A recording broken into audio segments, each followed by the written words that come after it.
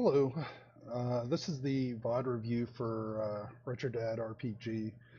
Um, if I remember correctly, it was just a Moogle cutscene, so pretty standard in terms of what it is, setup wise, everything else.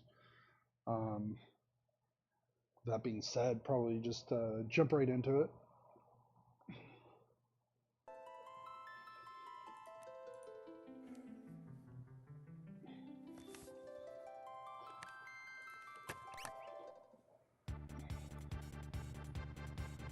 So, just starting off here.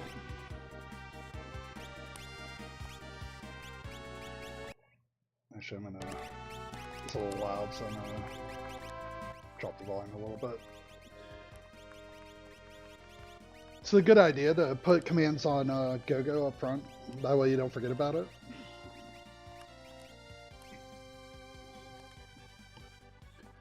Only other thing that I would have done there is I would have put Edgar in the first slot.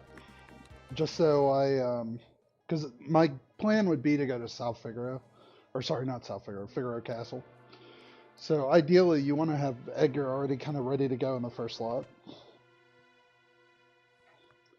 There are people that come in here and loot this. It's probably, give or take, about 30 some seconds.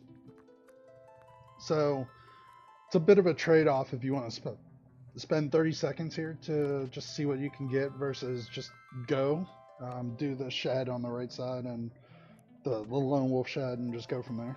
But again, there are people that do this. It's not a bad thing. Just a trade-off, right? All Worlds Collide's but a bunch of trade-offs. Which trade-offs do you want to make? Which ones are gonna get you more loot? That sort of thing. So, with that being said, it's just a decision to make at the end of the day.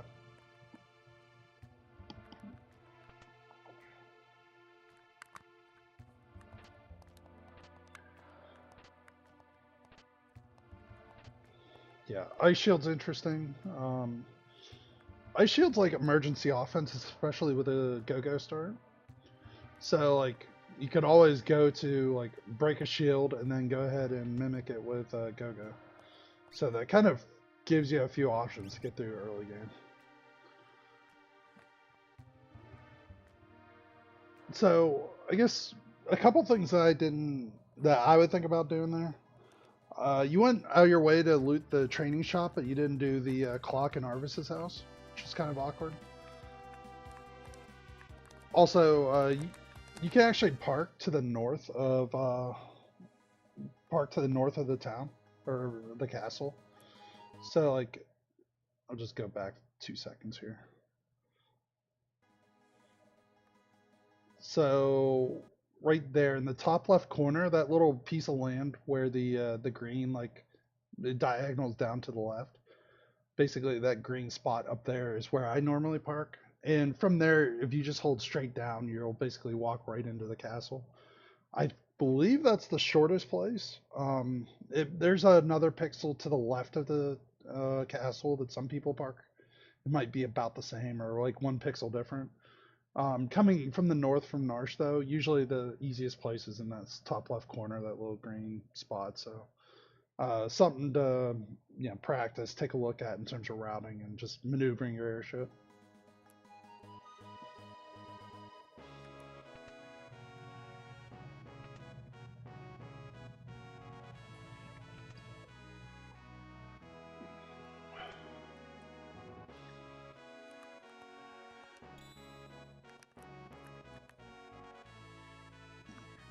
So getting an Esper is definitely a good thing. It at least gives you an option to get started. It's not to say it's going to be the only option, but it might be at least get you out of like level 3 jail early on. So going from here, I guess one thing I definitely don't agree with is by now, even if you mess it up, I would definitely put Edgar back in the front in the first position for the half price shops. If you don't have him in the first position, it's not half price. So you end up missing out as a result. Not the end of the world, but just it's an important tip. South Figaro, all the shops, relic shops, weapon shops, etc., all work the same way.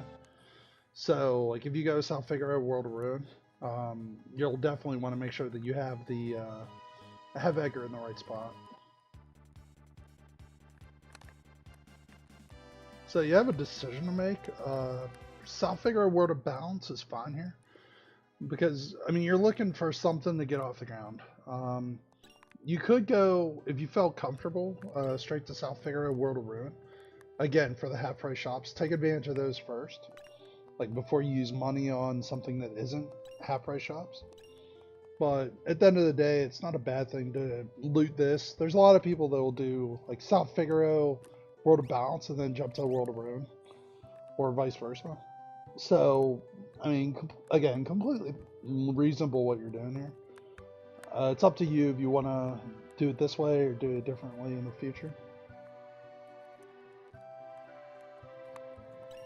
I think Physics Shebang has a good video of like the fastest way to get through South Figaro. It's like 2 or 3 seconds faster than what I typically do. So if you're interested in the Discord, he has like a good like little routing of getting through South Figaro. So if you're interested, it is something to do or something to take a look at. I think one thing that I would point out, just to go back here. Sorry. So in this situation, I think you want to at least buy a couple antidotes, a handful of potions, like at least 5. Smoke bombs, what you did. Revivifies are important, and then sleeping bags, and the green cherries. I think you buy at least 20 sleeping bags here. So I wouldn't be shy about selling a little bit of equipment just to like buy like the items that get you off the ground. Again, if you are saving money because this was a full price shop and you're hoping that you get something half price in World of Ruin, cool. But with that being said, not every seed's going to be Edgar at the start. So whenever Edgar's not at the start, I think you don't want to be shy about getting items because you're going to end up needing items at some point. Especially in this situation where you're probably going to end up looting basement while you're in the area. So all the more reason to not, have to rewalk or do something double.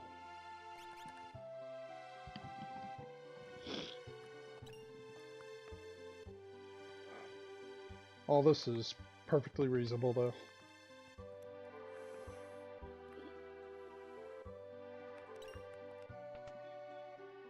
Yeah, 25 grand. That's really good to have 25 grand. So there are people that'll tell you to just fade the basement altogether.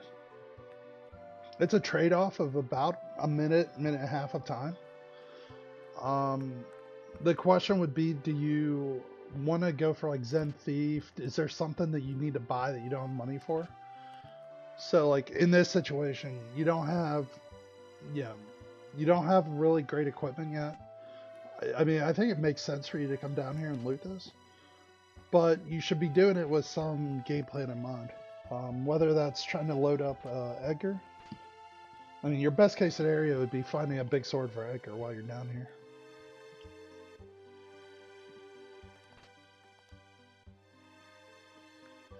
Moogle suit's definitely good.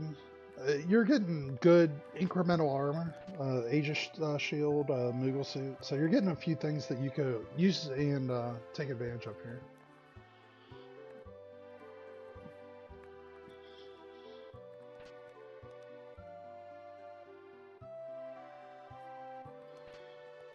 Let's see, heal rod, back guard.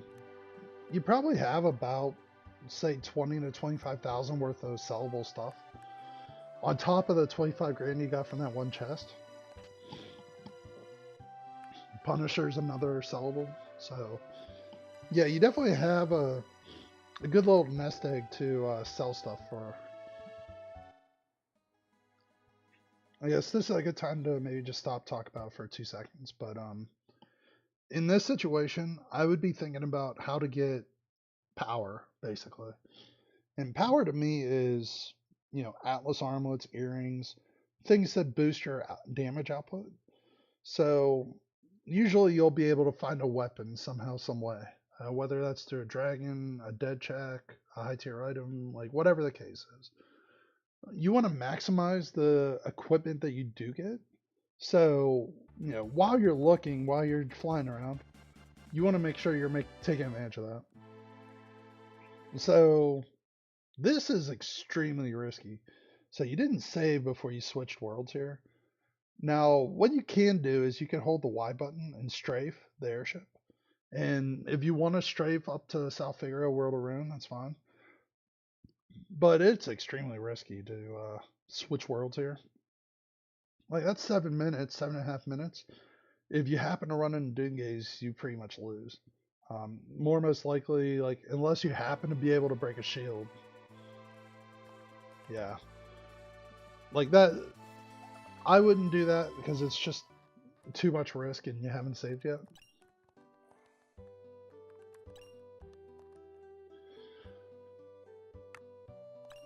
Let's see, Empowered.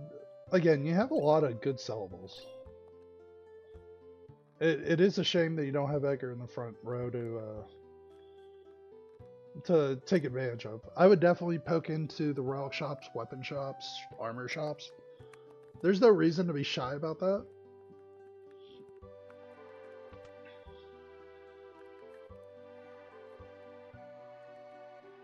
If you happen to find like the right piece of equipment in a shop, it just saves you so much time. None of those in and of themselves are really all that great. White dress is actually a decent piece of equipment because it's plus at least, I think, 3 or 5 magic power. So if you plan on using magic and white dress is an option, it's not a bad idea.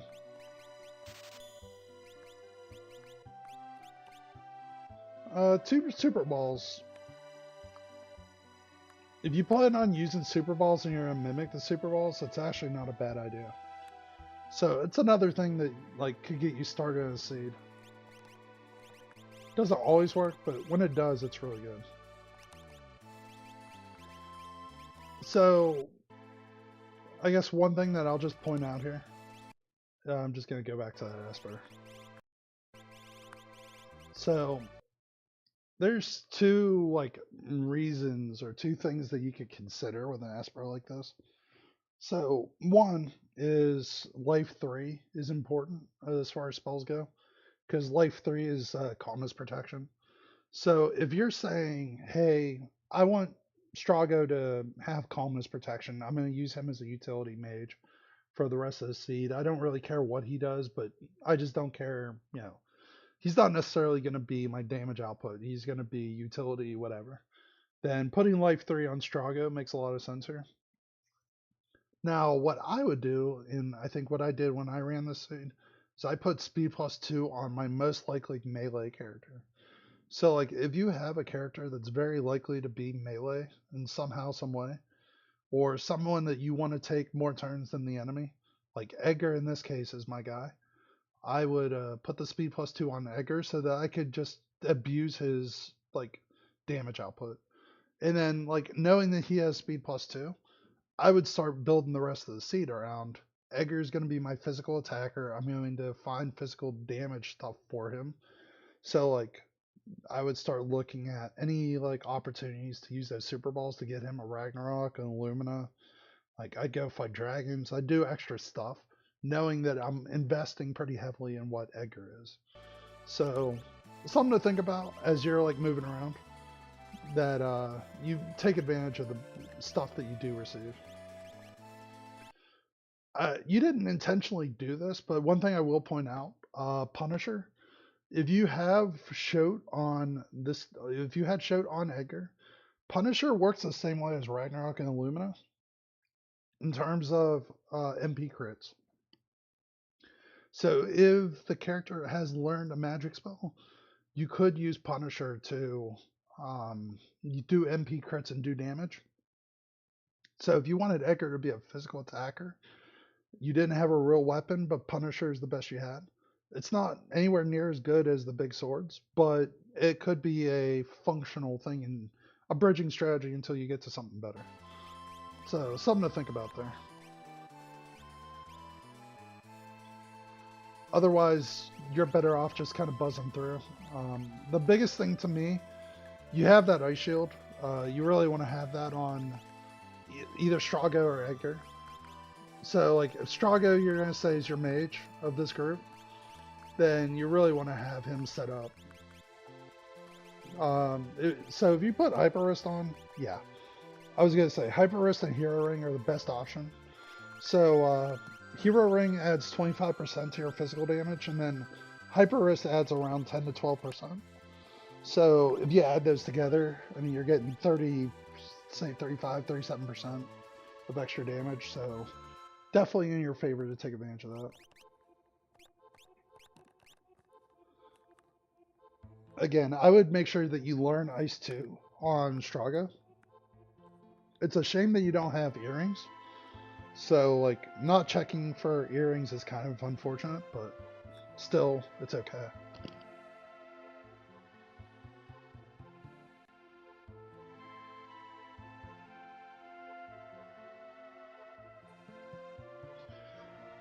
Alright, just to skip along here. There's nothing noteworthy here.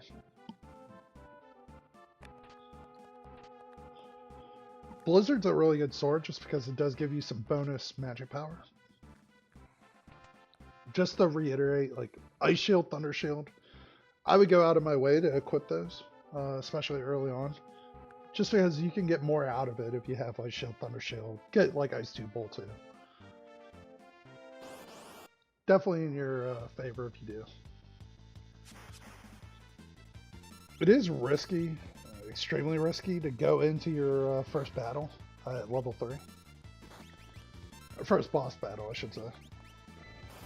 Typically what I would have done is either take a grind fight outside South Figaro, or as I was walking through South Figaro Cave, I would have taken the Moogle Charm off.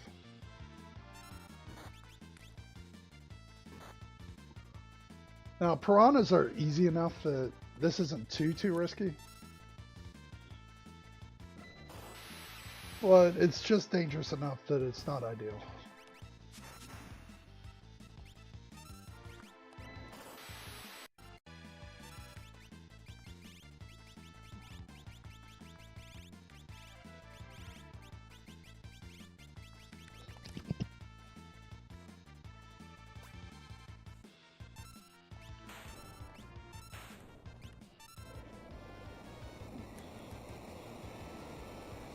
Using the Super Ball there, like, it guaranteed the fight, but it's just a shame that you had to use a Super Ball for Rise of Oz. Getting to like level 8 where Shock would have done double the damage probably makes that a trivial fight, and you never think about using, you know, Super Balls. You don't want to use some of your better resources on easy fights if you have the mechanism to get through without it.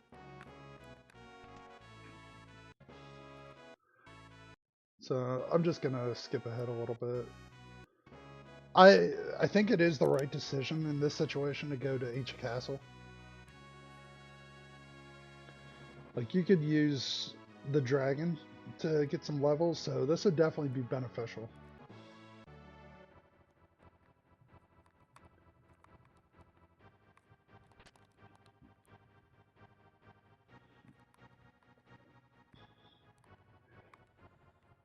If you really feel like you're weak gear-wise, you know, hitting the chest while you're coming down here is not a bad thing. Typical seed for me, personally, is about... Depends on where I get Terra. If I happen to do Seal Cave, I extremely rarely get above 70 chests. And I'd say most seeds I don't get above 40.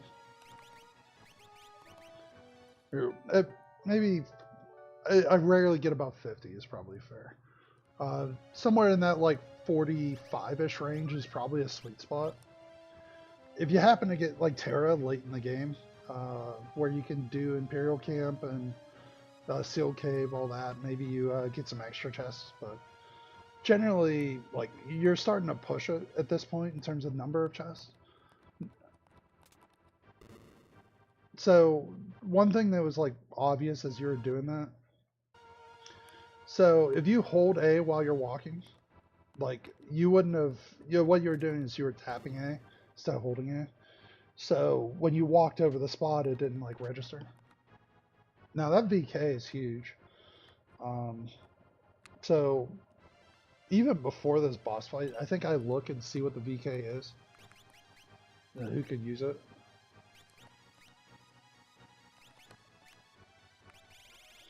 A 1000%, that goes right on Edgar. And you put him in the front row too with VK. Unless you plan on using shock for this first fight.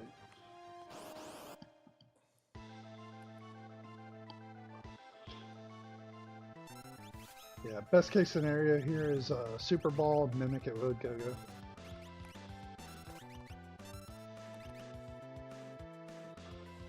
Yeah, it's a bit of a wasted opportunity there to mimic shock as opposed to mimic Super Ball.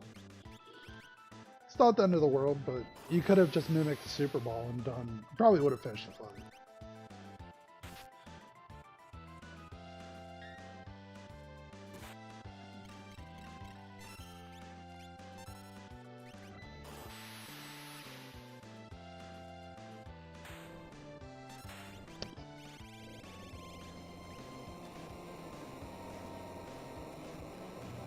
One other thing that I would have made sure that you thought about here was, so you walked up to the dragon, you have an extra Esper. So not equipping the Esper before a dragon fight is kind of a no. I mean, it's not the end of the world, but it would have been much better if you did.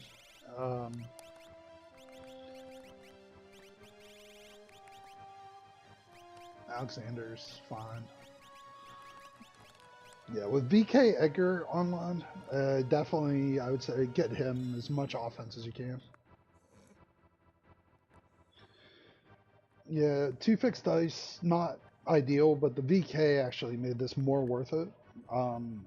It was really good to find that VK where you did.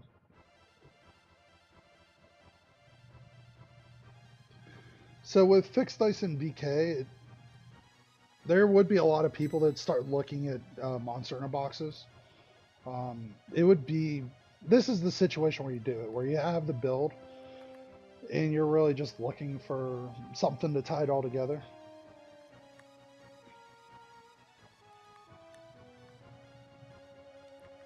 There are like more efficient like walking paths through that tunnel, but that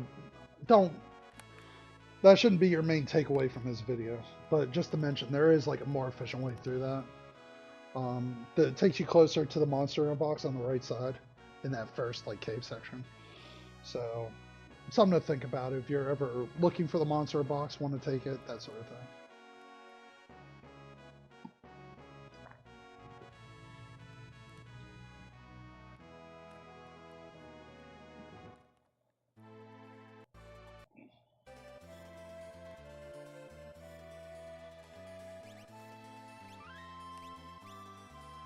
So you have a challenge / option on your hand here.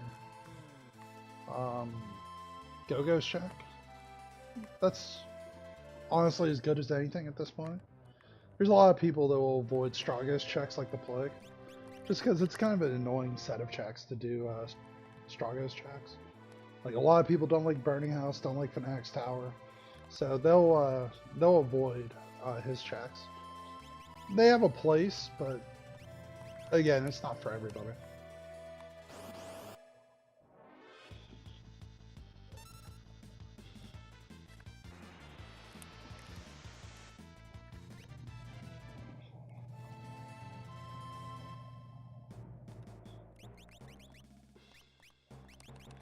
The one thing about equipping extra relics on your characters, like, there are like reasons to have safety ribbon,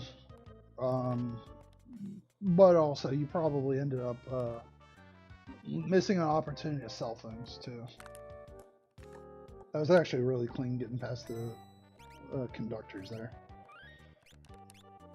Also, it's for the best to save. Don't try to be too bold. It's really easy to screw this up.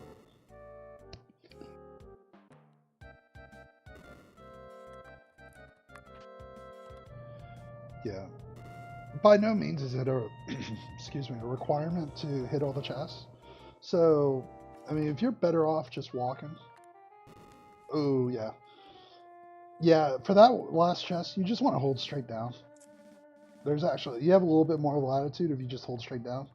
When you zigzag like that, it kind of sets you up to get crushed.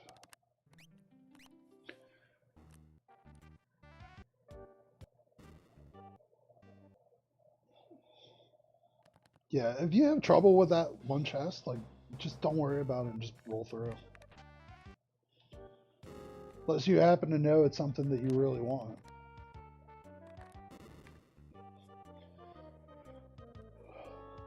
If I mess up any of my movement, I'll just like go to the next safe spot or safe area and not worry about it. So like I don't test my fate too much on that room. Usually I don't have too many troubles, but also it's not worth the time loss that you might get.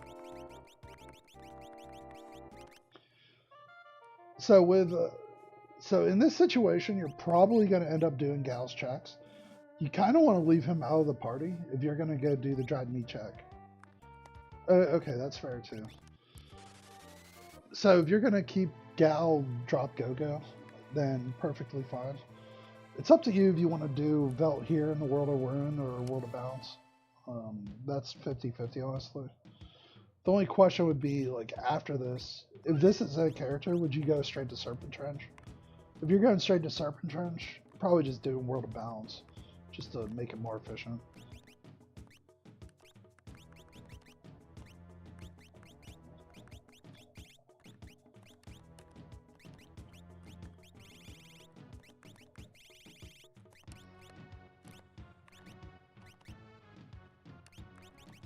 Yeah, just to reiterate it, you're missing the opportunity to learn full 2 Ice 2.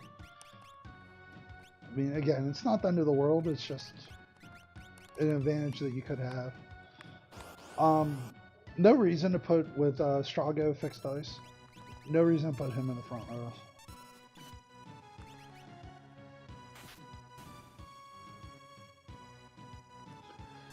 Fixed dice does the same damage from front row or back row, so you're perfectly fine just letting that go.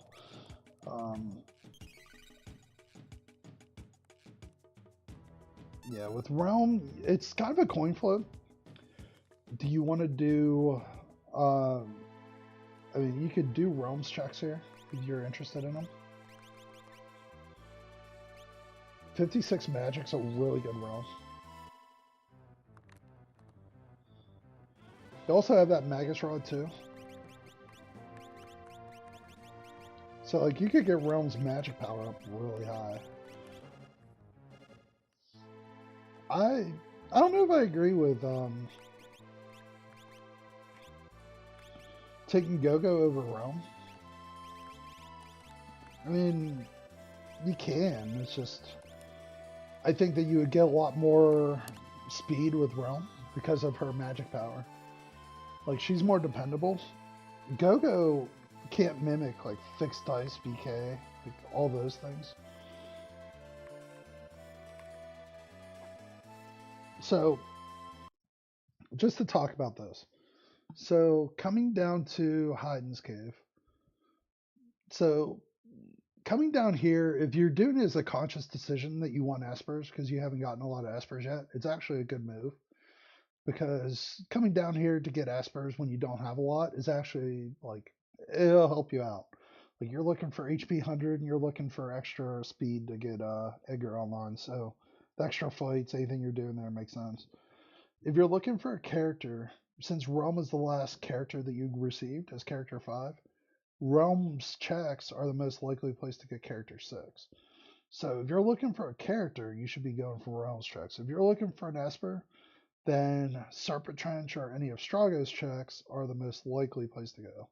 So think about how you want to route. Are you doing depth, as in are you doing like you chase the next character leads to another character, that sort of thing? Or are you doing the breath type checks, which are checks that you leave behind on characters you've had for a while? Those are more likely to be espers. It's not 100% science, but it's based on the seed generation.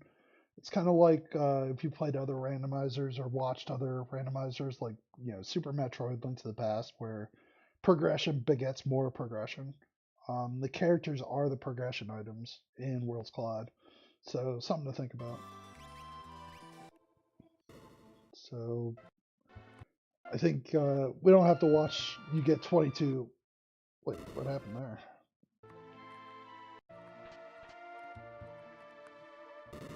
Yeah, you just went the wrong way.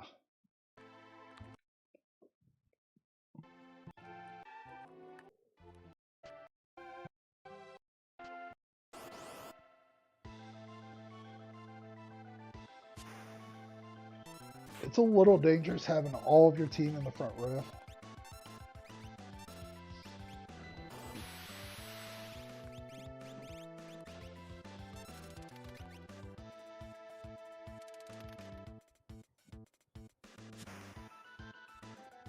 Again, you don't need Edgar that's using shock or Strago that's using fixed dice in the front row. It just invites them to take more damage.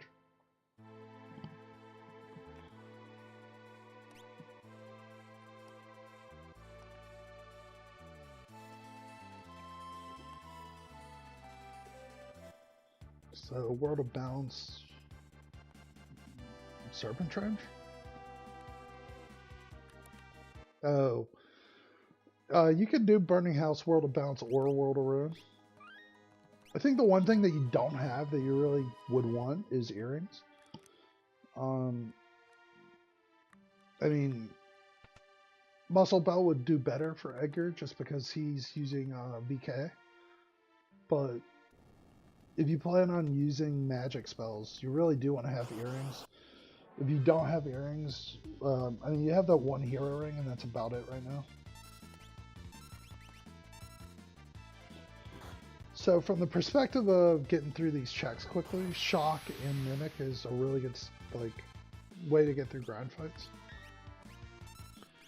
But what it isn't is it's not an effective way to get through Final Kefka.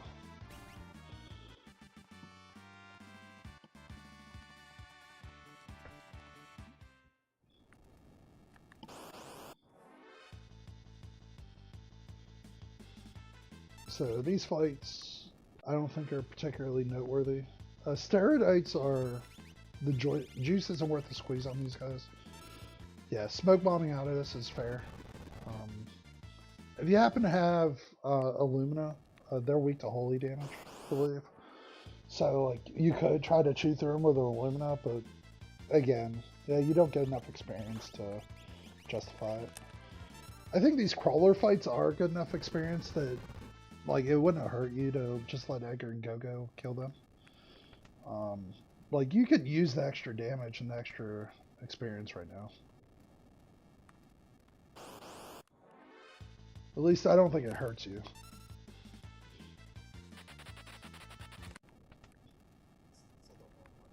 If you walk into those treasure rooms, you might as well just grab the treasure. I mean, you're not losing anything by doing that, so.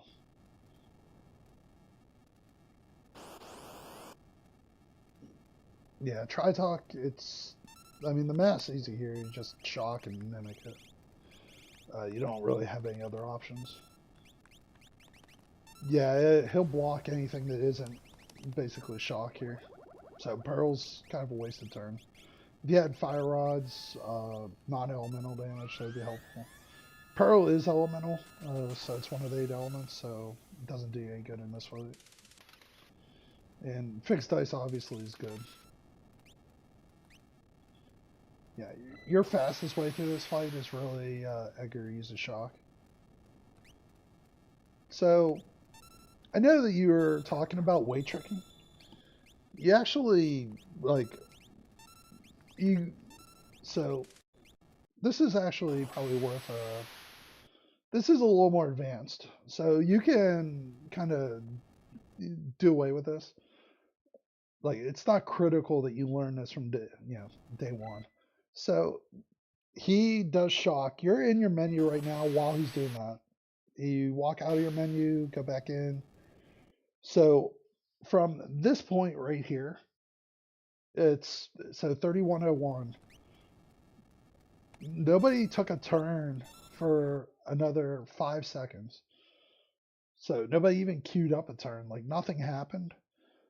So you wasted a little bit of time while because you were trying to ATB wait trick there. Basically, it opened the door for him to take a turn, and then you weren't able to really maximize your turns. Now, the best thing that you could do here while he's doing his turn is let your ATB run as much as possible. So, because Edgar was the last person to take a turn, the fastest thing to do here would be let Gogo mimic it, let Strago go ahead and throw fixed dice, and then let Edgar use his next shock, and then wait trick on Gal's turn. So here it is. He's already gone through his entire turn, and you didn't actually get an actual command or input in for 10 seconds past the time when the last like action was taken. So like I said, this isn't like you don't have to be that perfect. You don't have to be that exact. But that's a big difference. That's 10 seconds that you lost that somebody else probably would have, that maybe they would have gotten an input in before Blizzard, maybe not. But with that being said, I think not having anything queued up, having to wait an extra so many seconds before you even take your turn, and then doing Gogo's mimic first would have been a problem. Like you would have, because you had Straw Go next. Your next big move would have been Edgar has to use shock, Gogo has to use shock. Gogo mimicking fixed dice is just mimicking an attack, and Gogo doesn't have anything to attack a Tritalk.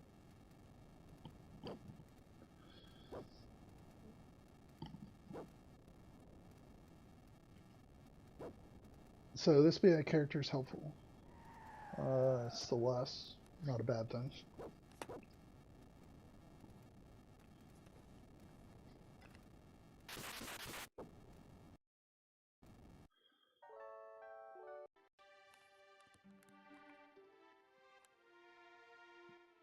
Yeah, at this point, you actually have a decision to make. So I'll pause just to like talk about it. So you're walking out of Burning House. So more most likely, now that you like walk out of Burning House, Celeste is your next character. So at this point in the seed, you need 6 more Espers, and you haven't looked at Zen Thief, you haven't looked at Realms checks, you don't know what's at Serpent Trench, and Celeste is the last character you did get. From where you are right now, I don't think it's a bad thing for you to maybe look at Esper Mountain, see if Esper Mountain's a character or not. If it's a Esper, or at least not a character, go ahead and take advantage of it and just do it while you're in the area. If not, Serpent Trench is probably a really good check right now, just to try to take advantage of getting some extra power. And then Celeste's checks, South Figure Basement, going over the front to a Magic Tech, make a lot of sense as well. This would be a good time to also look at Zen Thief. If Zen Thief happens to be an Esper, getting it now as opposed to later would be good. Just a good like way to position yourself for the back half of the season.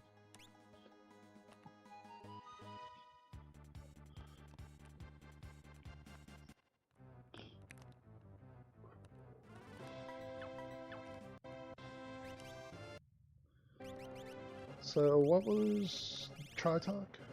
MP50. So what was really important on this, just to be 100% clear, is mute and stop. Mostly mute, but also stop. So you're most likely not going to burn through that much MP in the rest of the seed. But mute is good for tier 2.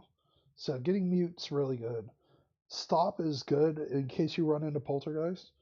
So it gives you an option to stop him as opposed to just letting him like do counters. He can't do counter attacks whenever he stops. So like if you run into trouble with poltergeist, stop is a good spell to have. Dispel is also good if you get stopped. So if you fight like Marshall and he uses net on you, like you could dispel stop away. So you have a few like good utility magic spells. More most likely, you're not going to use Celeste as a utility mage.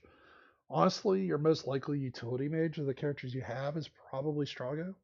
Or if you're gonna really commit to go-go, then it doesn't really matter. You could just teach anybody anything with the intention of as long as somebody has it, go-go can use it. So you have options, but just make sure that you're consciously making those decisions. So the one thing I don't agree with, so Edgar is your VK guy. He's your best physical attacker.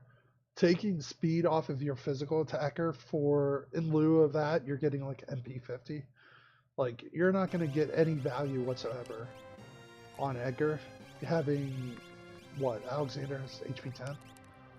HP 10 is at least a little bit of damage for VK, but honestly, speed plus is probably more helpful to you.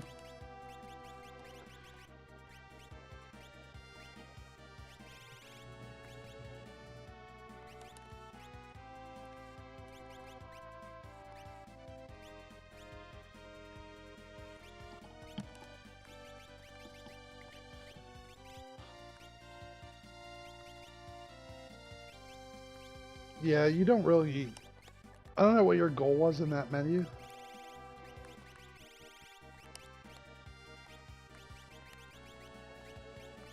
Strago, with double fixed dice, like, even if he was dark, Jewel Ring protects against dark.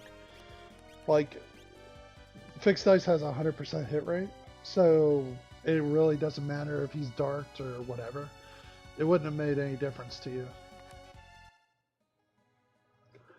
So, like, equipping non-critical relics is really... it's a place where a lot of people burn time. But you don't have to spend a lot of time equipping relics if you're not getting some kind of increased damage or... there has to be a point. You know, muscle belt to increase your HP so that you can do more damage with Edgar. Like, that sort of thing.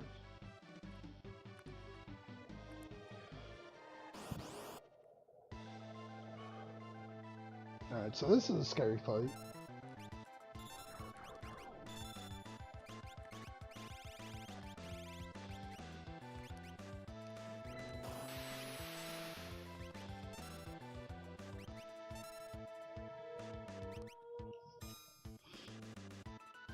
So yeah, if you're going to mimic something here, you really want to mimic the shock turn.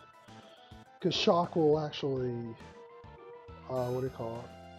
Like Go-Go would actually register damage with that. This is where like not having the elemental shields equipped really hurts you. If you had elemental shields on, then like Edgar probably doesn't die there. Strago saved you because he rolled like a beast there. I don't know if he like stopped by Vegas and he figured something out or whatever it was, but definitely you got honestly a little bit lucky there. Usually you don't roll that well, so I mean, it was a good fight, don't get me wrong, but it was a risk that you didn't need to take is the way that you did. So front two match attack's a good check right here. Again, you're looking for espers, so looking at what's here is definitely a good idea.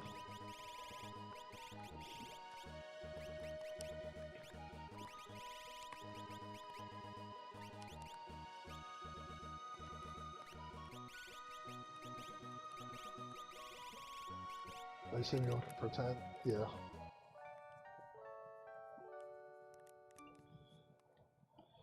Yeah, nothing wrong with these at 10 here.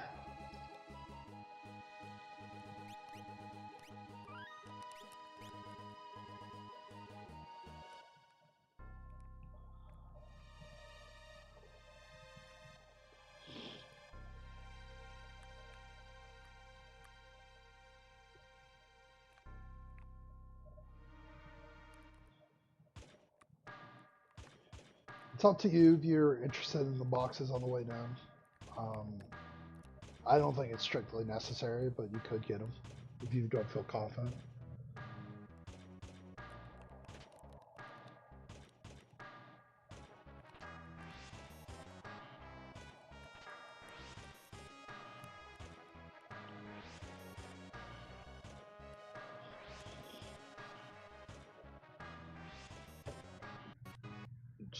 skip through here. Until you're level 32, Admiral Weapon will not do more damage. Level 32 is kind of the break-even point where Admiral Weapon starts getting better. So at this point in time, Admiral Weapon really doesn't do a ton for you. It's better than nothing, but it's not great. You'll need a few more levels to really get much out of Admiral Weapon.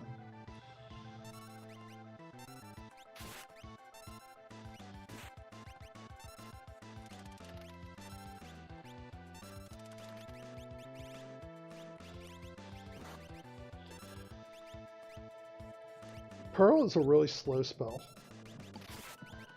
so it's not a bad thing to... In certain fights, if you know that you have it under control, you might be better off just not even casting magic. I mean, if you know it's a kill shot, it's no big deal, but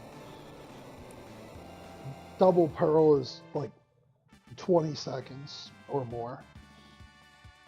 Do you really need to spend 20 seconds to get your get the most out of the scene, or get the most out of the fight?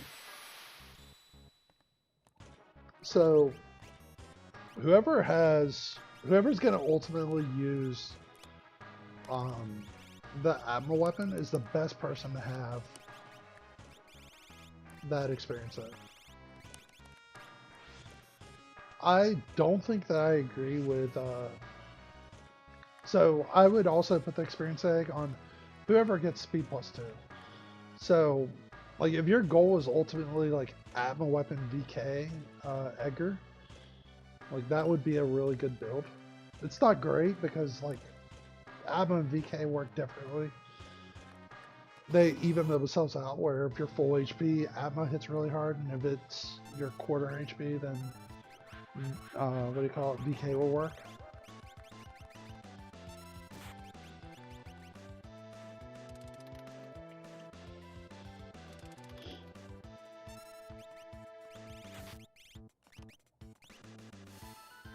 I think you used the X potion there.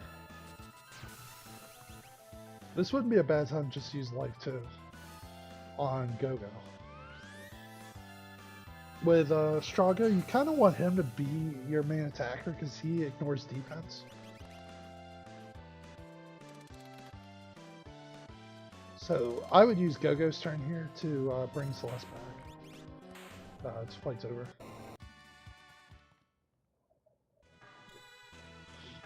So Rags is really good. You didn't actually need to use that Phoenix down, because most likely you'll want to use a tent down in the beginning of the what do you call it? The train cart sequence. At this point in time, though, I would think about doing Rags Admiral Weapon on either Edgar or Celeste.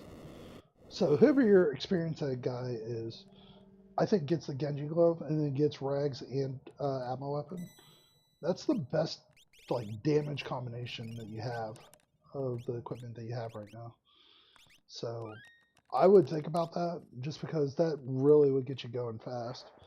If you put that on Edgar, for example, you'd be really starting to move.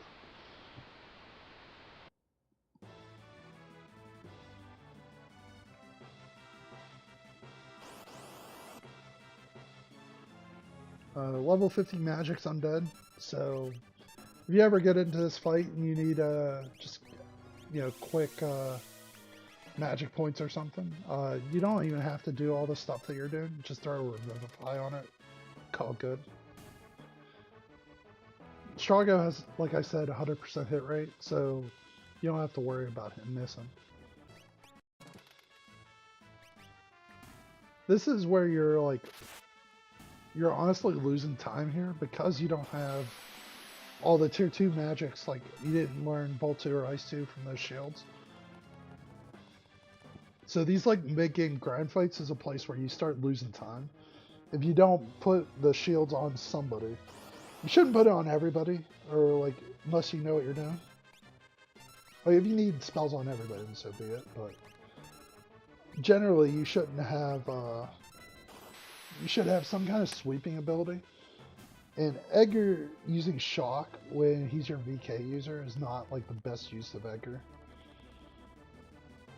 I mean, it's fine, but it's just not ideal.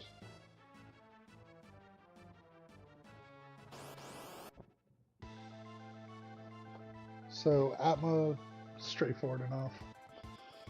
He's weak to fire, ice, and lightning, so anything that's not fire, ice, and lightning will be a problem enough. So this is not a fight for Pearl or Baya. He absorbs Pearl and Baya and poison, so Tri-Talk would work really well. Use Tri-Talk here.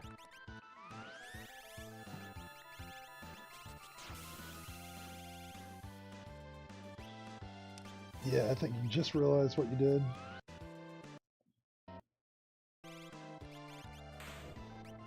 Yeah, so Strago saved you a few times in this seed with fixed ice.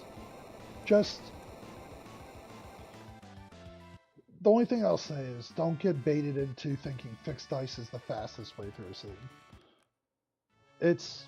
It is a way to get through a seed. It's slow, especially with offering. It's fine if you don't have anything else, but the animation of dice going across the screen is 2 or 3 seconds. Like, make sure that you know that you're getting your money's worth. So this is where knowing what you have is really important. Somebody learned stop. Strago learned every spell on every Esper you own. This is where like putting stop on Poltergeist will make this fight so much safer.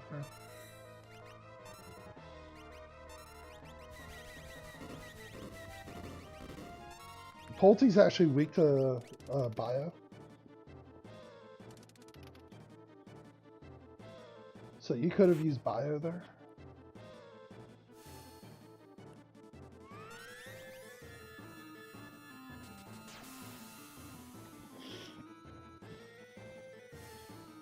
Using double Pearl here actually baits you. Like, you could very well have gotten 2 counterattacks.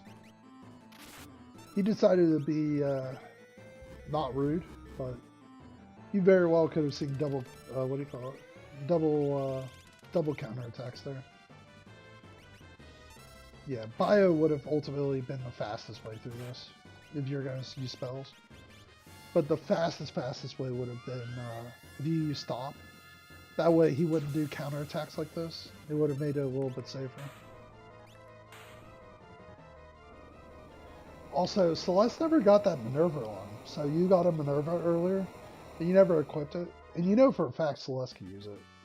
So that's another thing. Like, if you get equipment that's helpful, it's not a bad thing to equip it if you can. Just to put it on. Doesn't mean that you have to like, make the most of it or whatever, but it's usually not a bad thing.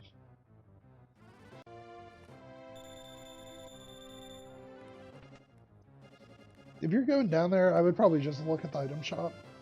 Just in case there's something in the item shop that's meaningful to you.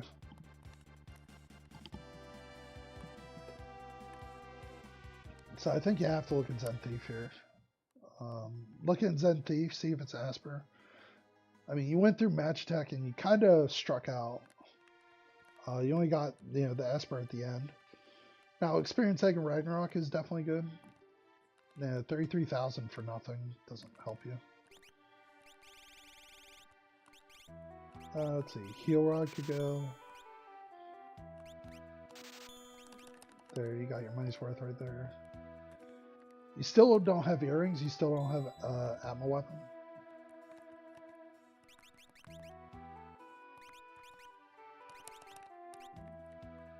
Or Atlas Armlet, sorry. I say Atma weapon, Atlas Armlet. So you're not getting the most in terms of boosted damage.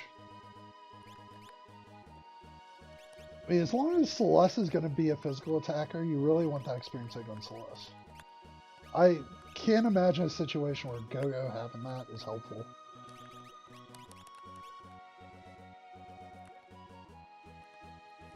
Like, your best physical attackers are going to have either Ragnarok or Atma weapon on. And so, like, taking advantage of that and leaning into your best physical attackers it's definitely the way to go here. The way that the physical damage like calculation works, levels have the biggest impact because there's an exponent to the level, so it goes up exponentially if you're based on your level. The vigor is a multiplier, battle power is an additive number. So like in terms of priority, your levels are number 1, your vigor is number 2, and then battle power of the weapon is number 3. So keep that in mind if you're ever looking to like maximize like how much damage you're doing. Like level is almost always, like by the formulas in the game, going to be the way to go.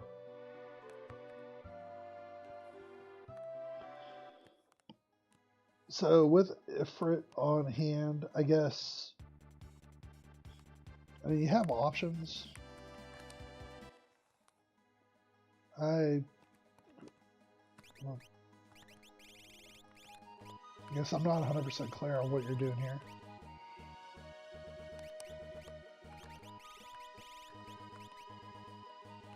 Yeah, magic +1 on him. I'd put Shout back on him. So, having the option to put speed plus on Edgar, who's your physical attacker, and not actually doing it just doesn't make sense to me. I guess you're thinking that you have luck, so you came in here, but you probably thought Celeste's other check was this. Okay, yeah. You were probably thinking that because she's part of that scenario. Yeah, at this point, like, Opera House, Serpent Trench, and Jador are your real big options.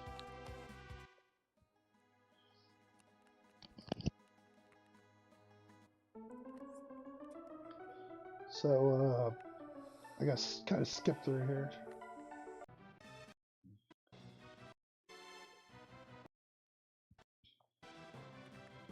See if there's anything helpful.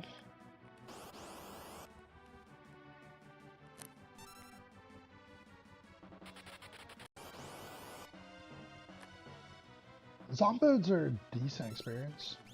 They're a grind in vanilla. Edgar would have one-shot it, so like smoke bomb is just a waste of smoke bombs.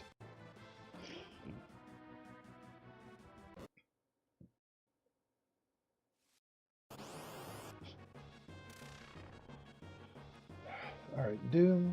So the first half of this battle is really where like Edgar, Celeste should be making their money.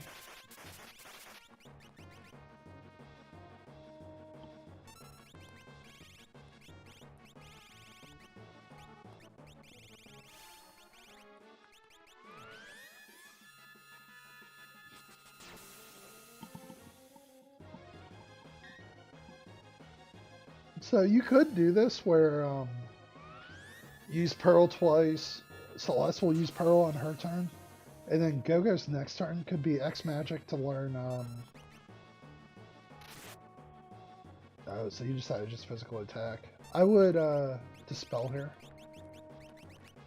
So when he does that move, he applies Image and Reflect. So this will bounce, which is unfortunate. If you used the spell on the first turn, it would have been fine.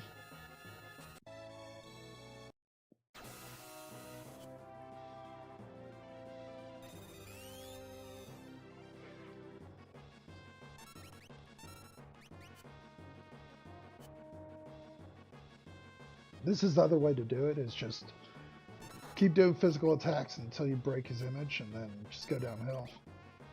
Strago is 100% with fixed dice. Again, 100% hit rate with like fixed dice or Illumina or anything with offering. Yeah, from there, you know his image is broken, you could just swing away.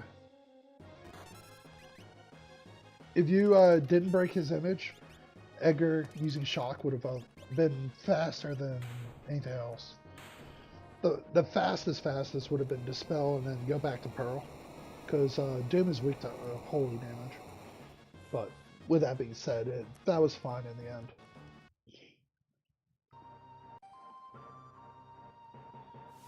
so Cyan presents an interesting routing dilemma.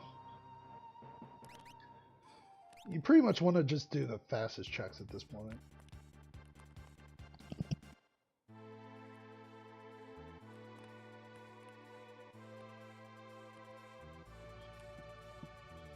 I don't hate this.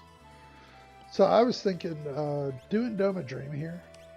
If you could happen to get fully online with Dome of Dream, that you walk out of here with 18 checks, you're pretty close to unlock at that point.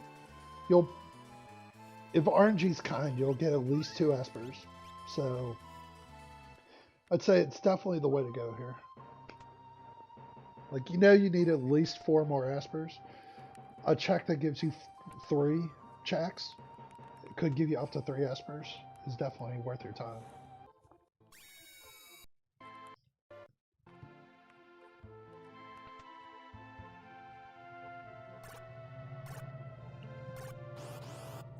I'm skipping over the like movement sections because like I don't think like getting better at movement and the puzzles and all that, like you'll figure that out naturally as you learn and as you play more. So like me commenting on it probably just doesn't add anything. I mean, just as you practice more, as you get used to certain areas, you'll get more familiar with it. So I mean, that's good enough, honestly.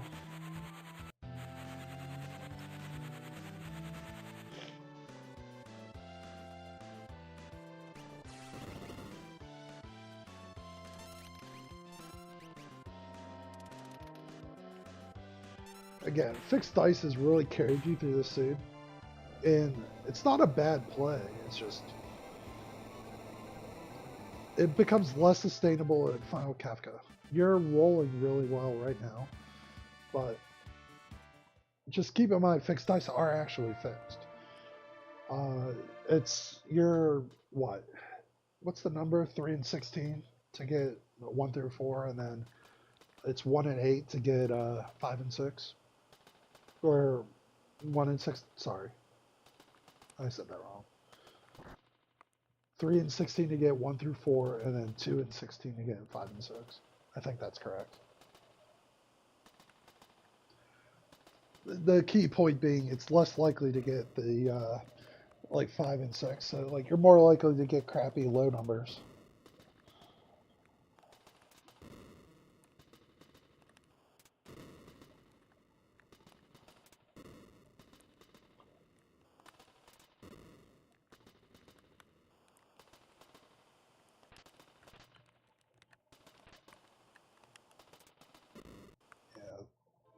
Like I said, nothing to talk about the puzzles. I will stop here. I'm curious if you know to go, what is it, clockwise? So when you walk out this door, you should go clockwise, which means go straight back up the way you came. Okay, you know about this. Okay, yep, you did it.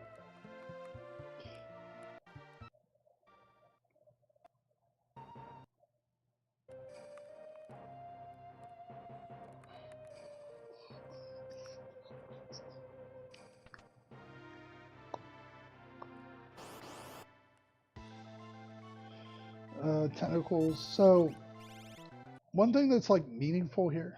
A lot of people don't understand tentacle fight. Bottom left tentacle is weak to fire and also can be insta-death. The bottom right tentacle is weak to ice, and the top right tentacle absorbs lightning. The fastest way through this is honestly probably doing back attacks with your people that are physical attackers like Edgar and Celeste, and then throwing dice at anything that offends you on the other side. And honestly, with like Bolt, Bio, Pearl, Quarter will do damage to the bottom left one, but that's the only one that like Go-Go could do any appreciable damage to. So you're almost better off just letting everybody else go and just like eat Go-Go's turn. Go-Go doesn't do a lot for you in this fight with it structured this way. Meteor's good, it's gonna take time. Because they only do about, what, 1,500 to 2,000 at a turn. I don't think you kill the top left one with double meteor. Not with this scaling. Like, you'd need another, probably 2 grand to actually kill the top left one.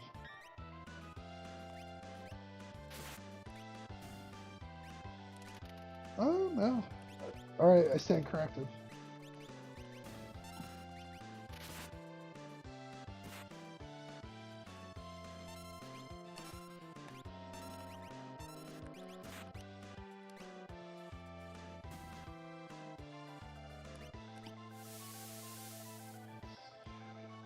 Yeah, I guess Meteor worked out there. It's not a bad idea to use Meteor, Ultima, like good multi-target spells. So, like that part of it was fine. It was more I guess the point I'm trying to convey is like don't be shy about using your physicals like attack advantages when you have them, because that's going to be faster 80-90% of the time. So this is a really good situation for you. You got 2 Espers, and you're about to probably get a 3rd one.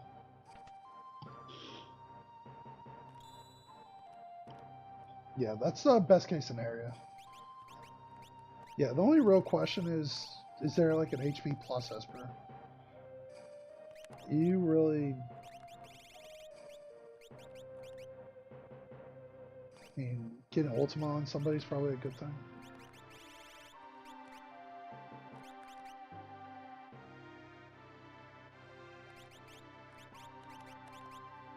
I guess teach Edgar Doom so Gogo has Doom? That's viable.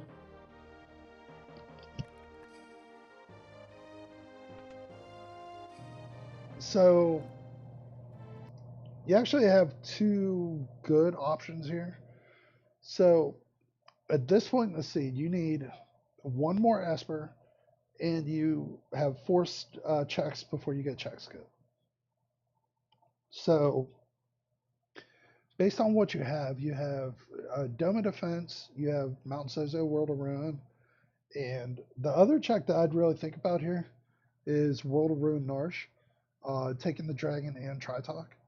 So the 2 checks that are like the best, in my opinion here, are World of Ruin Narsh and Mount Zozo. Because you need 2 checks. You don't really care what those 2 checks are. But if you can get a Dragon plus a check, you have 2 chances to do that to get 1 Esper. Most likely that's going to work out in your favor.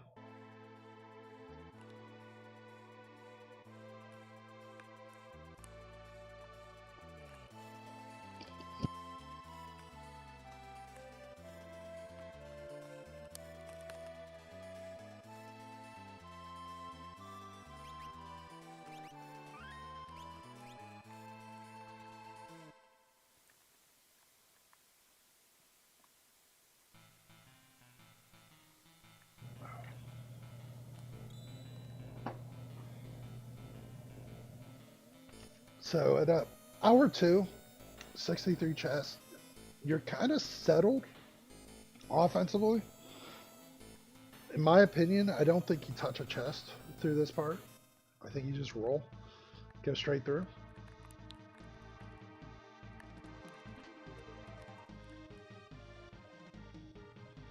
Just what could possibly be in a box at this point that helps you? That you're even more than like 5% likely to get. Like there's 250 items in the game. Are you likely to find, is there like 20 items that would help you here? There might be 2 items that help you, that like actually contribute to your party. So just think about the trade-offs when you're opening chests. Is it worth the time whatsoever? At this point, I would say no. Skull Dragon's a really good dragon for you, because that'll set you up for Edgar to go full speed.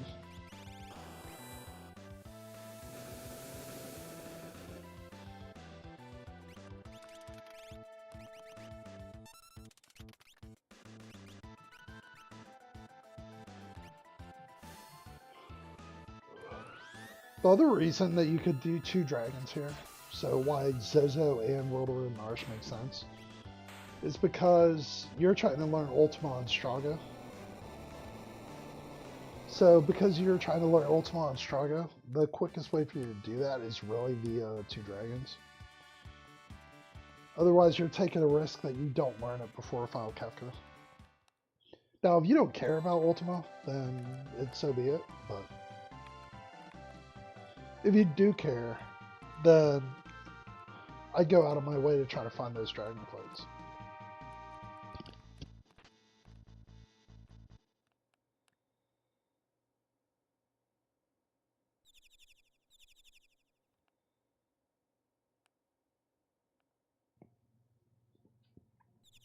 So the only thing I'll say here, it didn't work out, but it's not the... It was a good RNG decision to come here. Just because it didn't work out doesn't mean that it was a bad decision.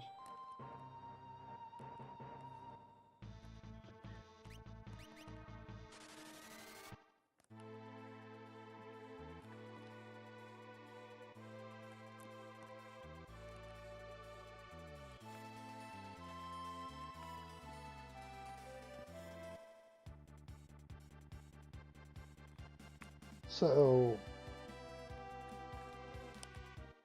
it's not a bad idea to come here. This is most likely a character, just because Sign was the last character that you got. I mean, there is a second path through the seed, which is Jador as a character. So there was 2 character routes. Okay, this isn't a character, which is good.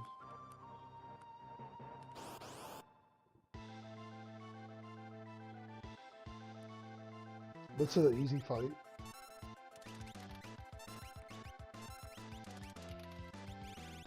The one thing you really don't have that would be nice is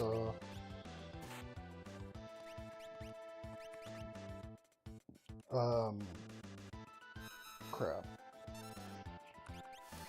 You don't have any healing magic, like Cure 2, Cure 3. Also, putting the muscle belt on Edgar would have went a long way.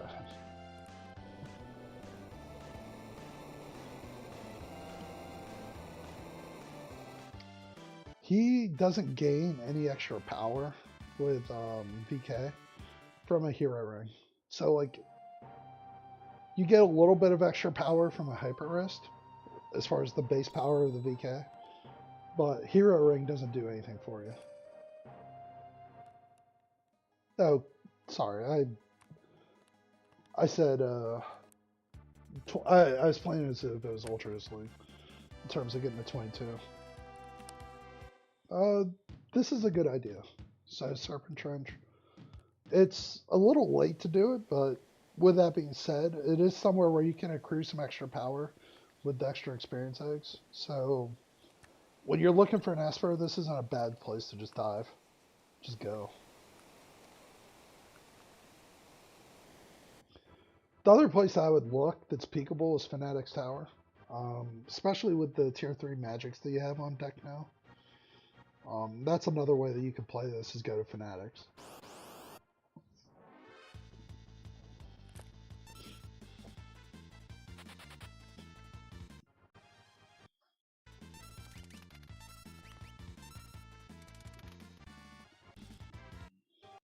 Yeah, most of these fights don't really matter here.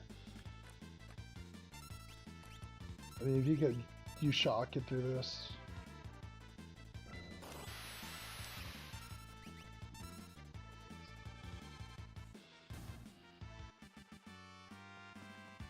Yeah, the only thing that's unfortunate here... Oh, never mind. So you got Ultima and Strago. So that's huge. That's a game changer in terms of getting to the end of the seed.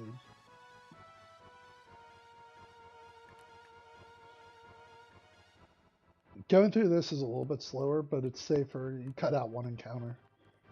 You normally would want to go left at the end of the game. Most of the time I go right-left. So I would go right to just take my first fight and then use potions at that little chest at the first intersection. And then this one, I usually don't skip this. Or I would usually skip this, I guess, rather.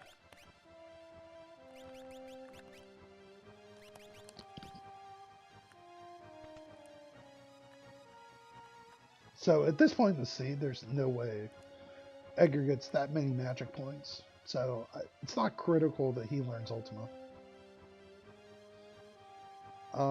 Just to take like stock of what you do have a gold hairpin. So you can gold hairpin, basically, I would play to maximize how much Strago gets. Because, long story short, getting him Ultima and just letting him use gold hairpin, let him learn Magic Plus, probably is the fastest way through the rest of the scene for that lane. And then on Edgar and Celeste, you have really good physical attacks. You have 2 Ragnaroks, an Atma weapon, 2 VKs. You have plenty of physical offense at this point.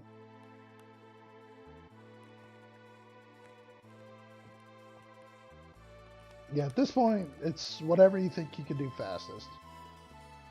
If you go here, what you don't want to do is actually, I would consider skipping the dragon altogether. If you come here, you don't really need the dragon. What you really need is that Tri-Talk check and Mario's check. You haven't done Kefka North, so you don't know if Amaro's check's a character in Esper. If you go up to Amaro's check and you find out it's an item or a character, I think you fade it. I think you walk away. What's more important is basically just making progress at this point. Taking extra fights doesn't get you anything.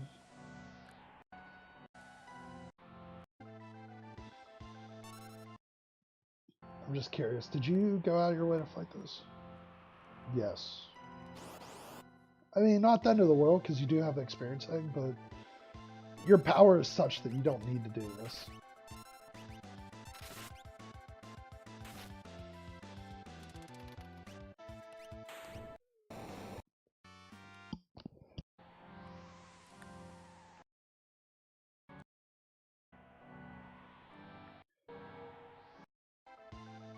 Let's see, Flame Eater, nothing too hard to think about here.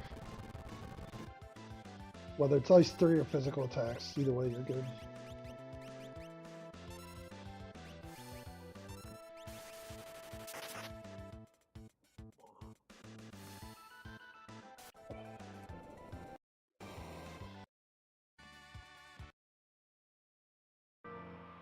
Alright, Phantom.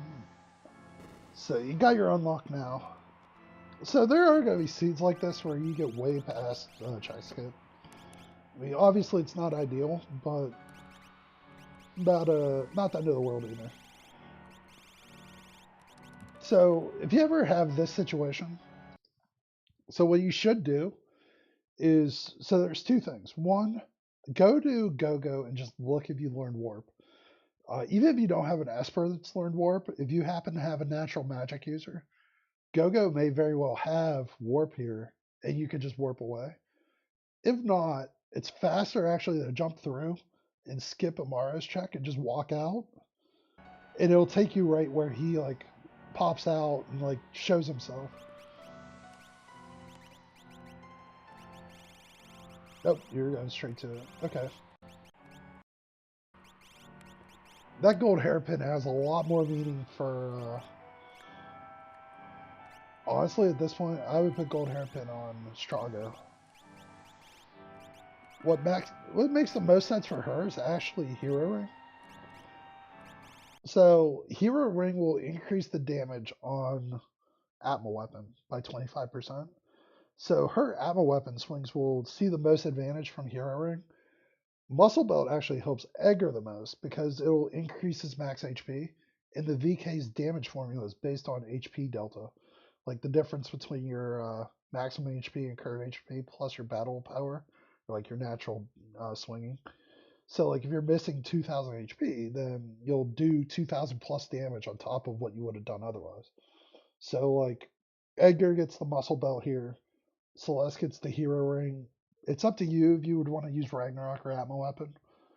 Either one would be acceptable. Ammo weapon hits harder at this point with how many levels you have. And then I think you want to have gold hairpin on Strago. It's a shame that you don't have any earrings, so you have some like junk relics like ribbon on. Ribbon, honestly, like of the stuff you have, like two ribbons that you could sell. You have a safety bit you could sell. Wall ring could go. Fake mustache could go. Back guard could go. Beads could go. You have a lot of things that could go if you wanted to. Experience egg on Go-Go just doesn't make sense. Because like Go-Go doesn't see any appreciable increase in ability from having the extra levels. Again, your physical attackers are the people that really need to have the experience eggs. And then beyond your physical attackers would be like Strago. Strago with Magic +1 would actually get a pretty big benefit from having an experience egg.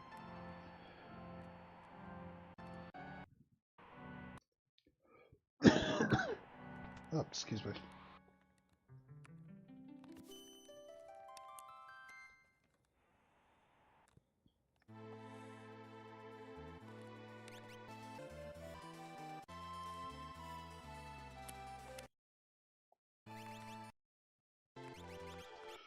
So as far as party composition, so if you like made a decision that like either Edgar or Celeste is like your best physical attacker, I would say you pull the Genji glove off of Strago and you send Go-Go with Strago. So that you put like double rags on either Edgar or Celeste, or you put double VK on Edgar and like rags on Celeste. This situation, you're kind of mixing your power a little bit, and it's not wrong, but it's just a little bit less efficient than it could be.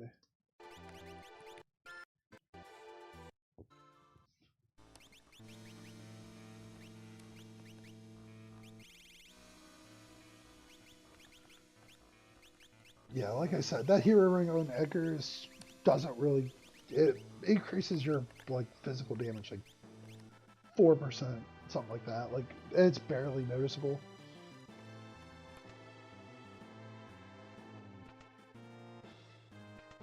The muscle belt would go a lot longer and increase Edgar's damage here. Because like with muscle belt, his max HP would be 6,900, and at 6,900, you probably do about 5k a swing.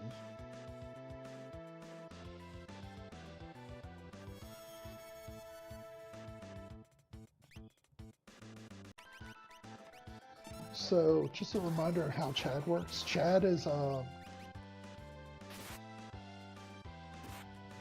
basically once you do 6 attacks to Chad, it will go into like the lady form again.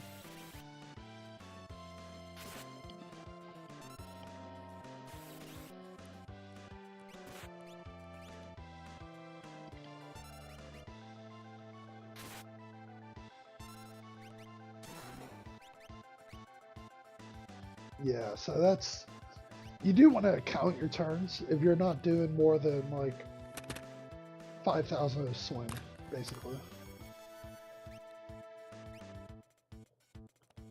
You got lucky, it switched right back. Which, that's a flag that it switched right back. Normally it wouldn't switch right back. In this case, like, Edgar's really the only person that should be fighting. Because Edgar's the guy that's really going to do real damage. I mean, Sign can help a little with rags, but Edgar's doing 6,000, Sign's doing 1,500. You want Edgar to take as many turns as possible here.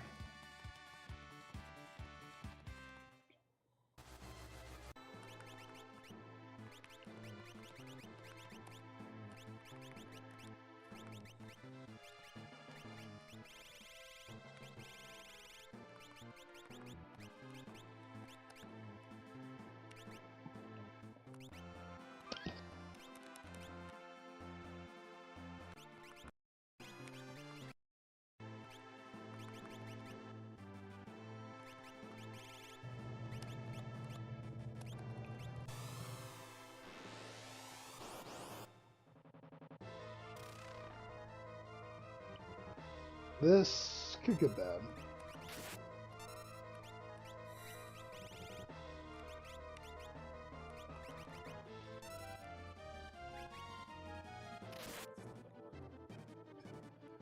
Yeah, so Goddess absorbs Pearl. That's unfortunate, but that's something you just learn as you go.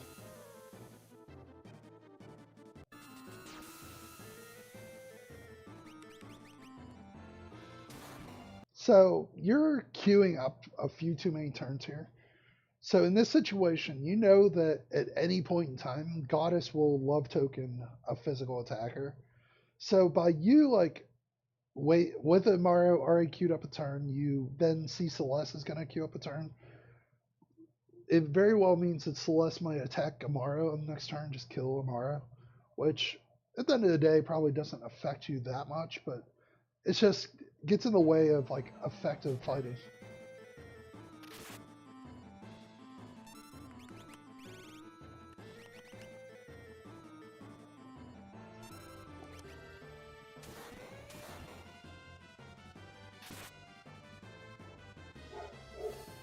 Dance.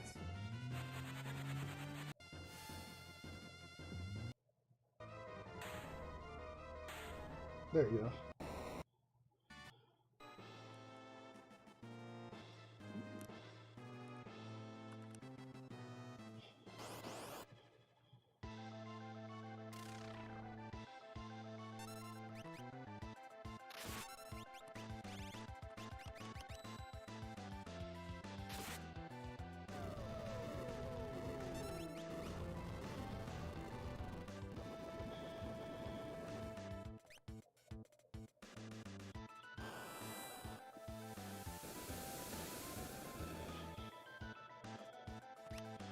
At the end of the day, this ice three is gonna finish the fight.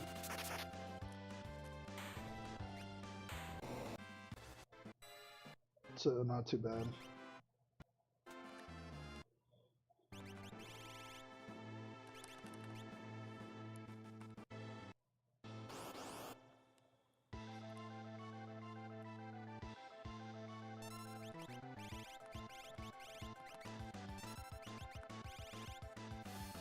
Bolt 3's fastest here. Yeah, Pearl just... Yeah, you've used Pearl way too much in this suit. Anytime you can use like Ice 3, Bolt 3, especially when you're hitting a weakness, because Tunnel Armor's weak to Bolt, like, that would save you a ton of time in this fight.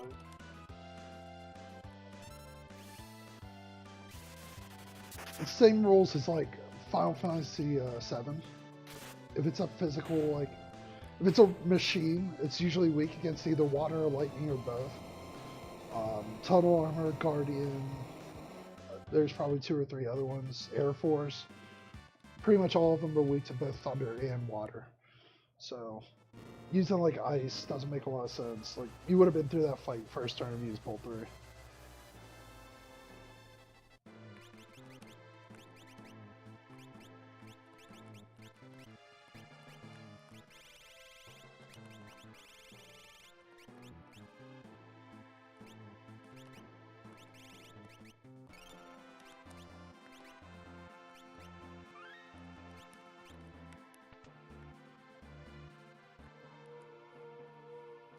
So I didn't see, with me skipping around a little bit, I didn't see if you put like Fenrir or Phantom on.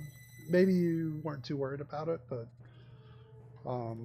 I would take a split second to think about what your build is for the final Kefka fight. Do you have Doom? Do you have Mute? Do you have Fire 3? Do you have Ice 3? You know, what's your way through the fights, basically? And especially with Tier 3, like, what's your calmness protection? Is it nothing, or is it... No, like, it changes your gameplay completely if you have options, or you know what your options are.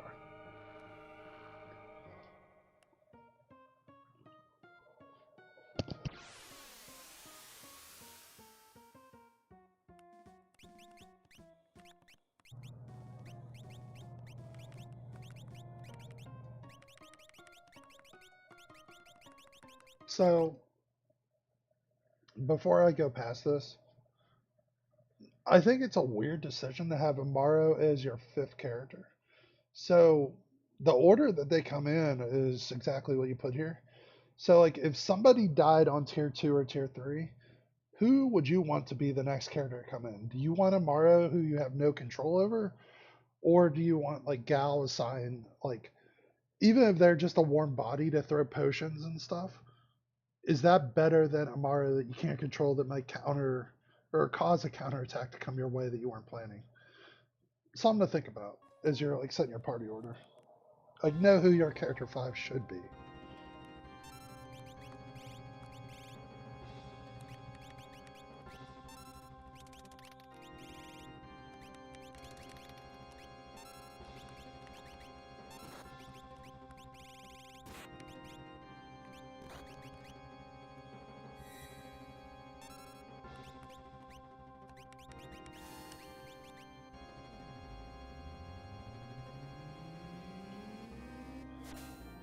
So, it's not a bad thing that you're using ultimate here. Just so, what I'll say. So, like, on this tier, and, in general, so you have 3 enemies that you're fighting. Long arm is weak to insta death, and you have Doom as an option. It's faster to just get rid of 30,000 HP of the enemy by just using Doom and making that go. Like, what you effectively ended up doing here is you used about you're getting about 4,000 per piece, so you did about 12,000 HP damage, 20, and then did it twice. It used all the MP on Go-Go. Wouldn't that be more effective if you used it on tier 2? The faster thing, in my opinion, is to just use Doom, get long arm down, and then physical attack the head so you don't get quaked, and then just take out the front guy. Oops.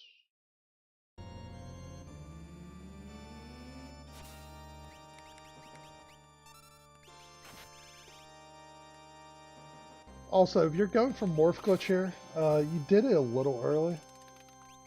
I mean, it's not the end of the world, but you just have to be careful if you're going for Morph Glitch here.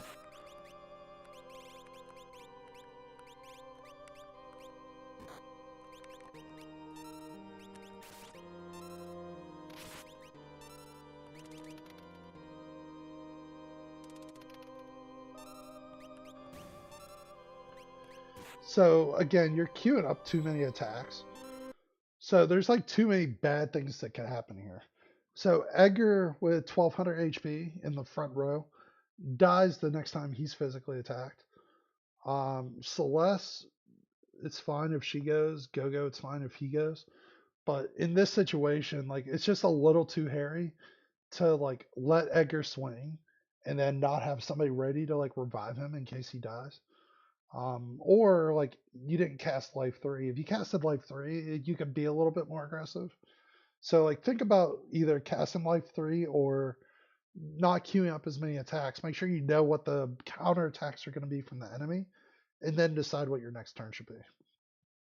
If you do that, you're not losing any time ATB wise. Like, you're deciding what to do based on how the enemy responds, which is usually in your favor. Yeah, Edgar attacking here is dangerous. It's really dangerous. And Strago going too. Like, yeah, that was predictable that there'd be a counter attack after your physical attack. If you had Life 3, it would have been fine, but with no Life 3, you shouldn't have attacked unless you know that you could survive the physical attack that's coming your way.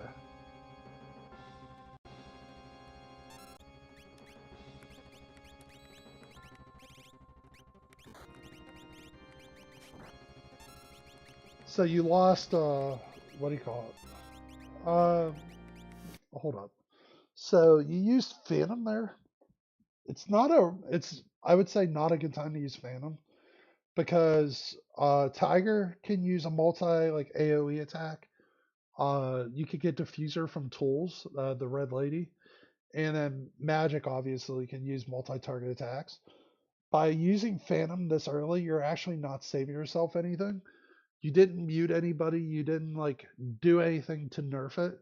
So, like, all that does is just basically set you up to get attacked one time. It's a wasted turn, effectively. So it's kind of puts you in a bad spot by using Phantom here.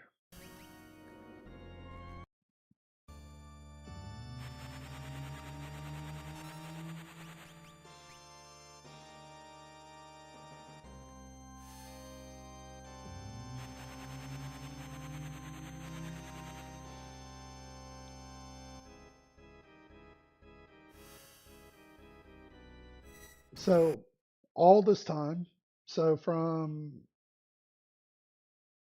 which point? From pretty much the time you use Phantom. Yeah, from the time that you triggered Phantom until, so what is that? 15 seconds. Or sorry, from the time you triggered Run. So at 17, so all this time, enemies ATB's ticking. So 8, 9, 10. You didn't even go in your menu there. So 15, 16, 17, 18, 19, 20, 21, 22, 23, 24, 25. Like all this time, like it's just buffering their attacks. So as soon as this riding is done, you're just gonna get beat. Like everybody's gonna get hit with something. Just you're gonna see 4 enemy turns like consecutively.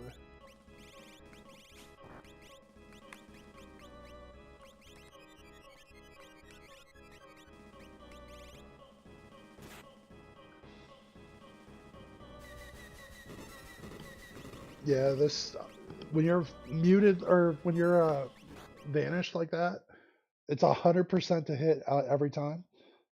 Every like magic attack, even if it's something that wouldn't have hit you otherwise, you're 100% if you're vanished.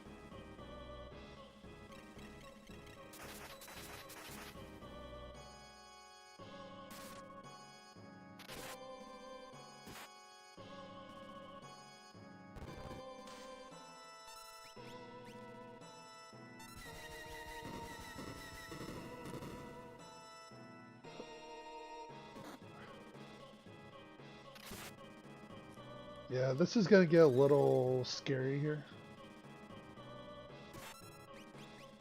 So Edgar dies before his next turn. Because again, ATV's running, he's just dying at this point. It's probably fair. You could have probably survived that, but it was probably a good idea to just cut bait and just reset.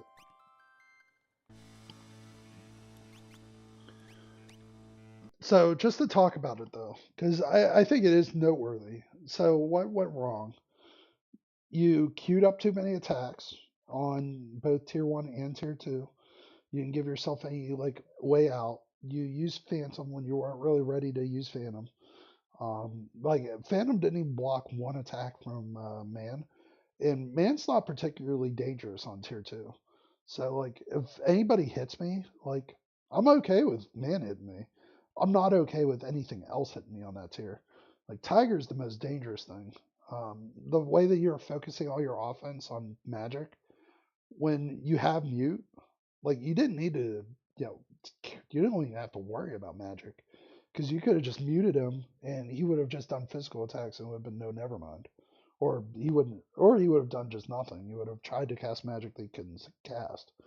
So like you just put yourself in a bad spot with the way that you did your command inputs there. Again, not the end of the world. It happens to everybody, but like if you want something to work on, that's something to work on there. Like how do you get through your final Kefka fight with not like don't queue up too many characters, don't do too many commands. Just do one thing at a time, sit in your menu, see what happens, do your next command.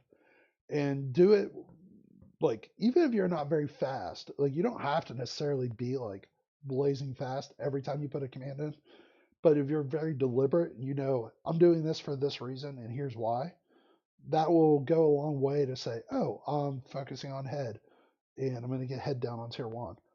I'm focusing on long arm. I'm going to use Doom until it dies or whatever your instant death is. And like, if you make more deliberate decisions, then you probably have an easier time getting through all the tiers. So with that being said, I'll stop there.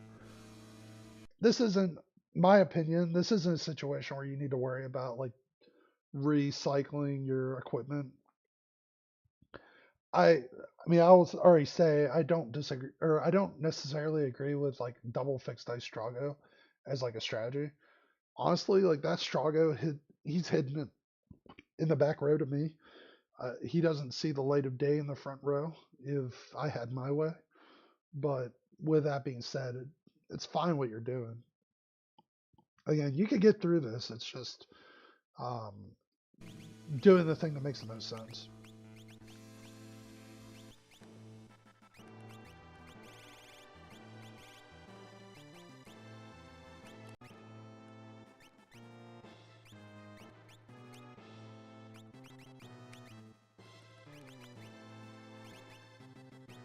So you've had that Magus Rod the whole seed. If you're gonna put the Magus Rod somewhere, like if you're gonna truly use Go-Go as your like your gold hairpin multiple Ultima guy, like you should put the Magus Rod on him. Yeah, maximize your magic offense, magic power. Like that will go the longest for you. Be the most helpful.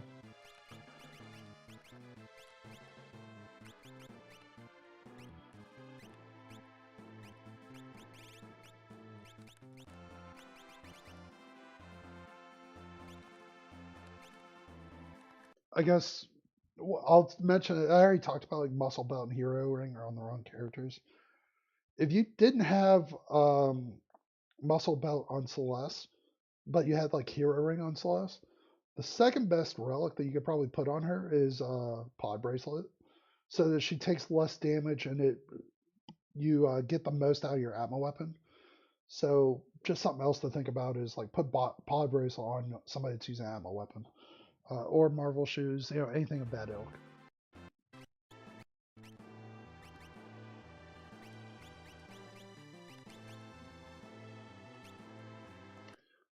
The other like reason that this is a little spooky. So look at how low his HP is, 2300 going in. Like if you put muscle belt on, you could have used a tent at this level, put a muscle belt on him, and he'd be at about 7 grand HP max, but he'll be missing 2400 as it is. And so like you'd be getting more than enough out of Edgar if you just loaded him up the right way. So again, this is another one where like your build is like if you just did things just a hair differently, this is so free that you'd be in a better spot overall. That's a good backup location for your hero ring. So like if you're gonna use a hero ring on your mage, at least like use it as backup earrings. Like you could get something out of that on Go-Go. As far as like all those espers, like the only espers you had that would even be worth anything, Show would help, Phantom help, Starlit would help, Raiden would help. So like those are the only 4 espers that are worth anything. You could put like Starlit on if you wanted to, but that's a stretch, to say the least.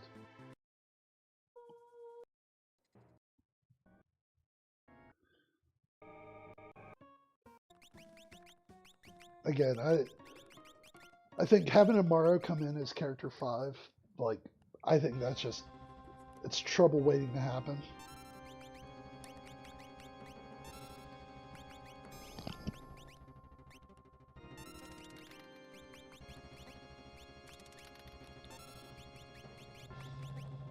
Yeah, I do agree with Life 3, especially if you're going to be aggressive with Edgar.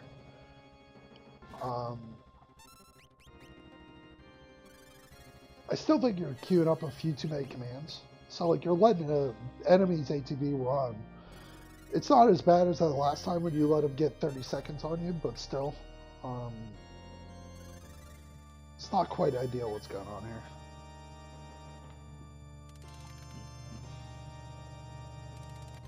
So, Go-Go, it's up to you if you even want to flip him back, but more importantly, him using dims, the key thing.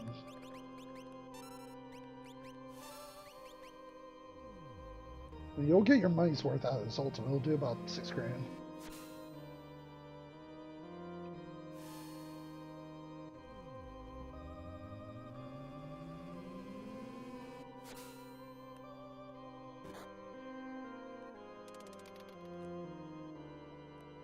Heads down.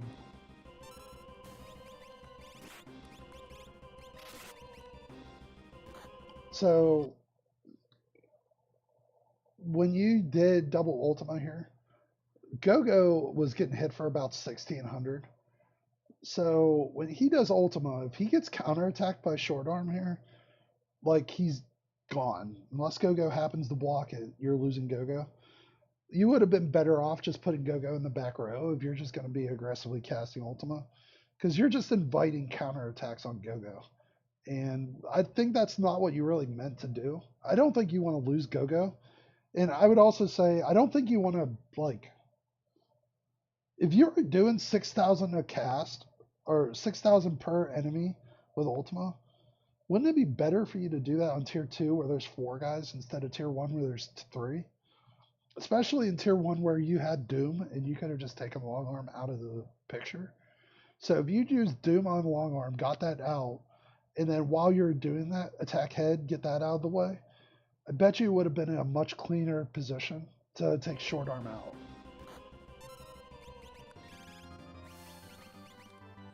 So again, you triggered like all of those attacks that you just did. You're basically guaranteeing Gogo's going to die and that you're not worried about losing Gogo.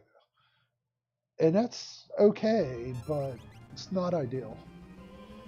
So like you need everything to go perfectly to not lose Gogo here.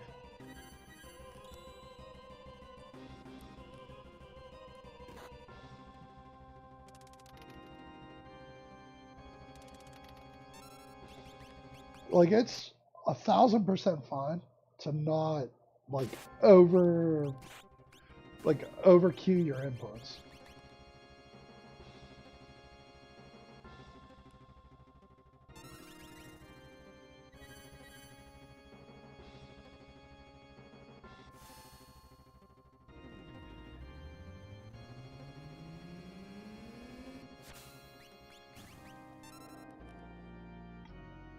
All right. Well, that was dangerous, but you got through it.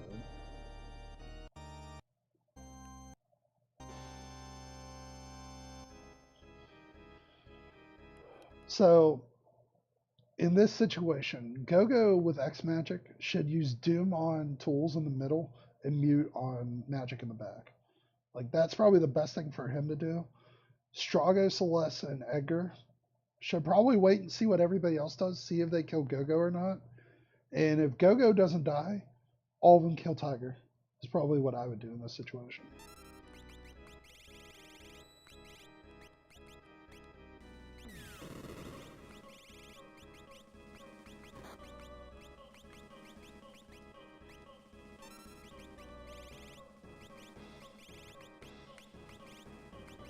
So Tiger is weak to Ice 3, so like on Strago's turn here, if you use Ice 3.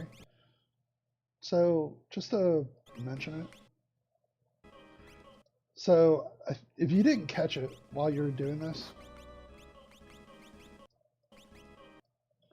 so Gogo didn't lose his life 3 on the previous tier, and everybody else still has their positive like status effects.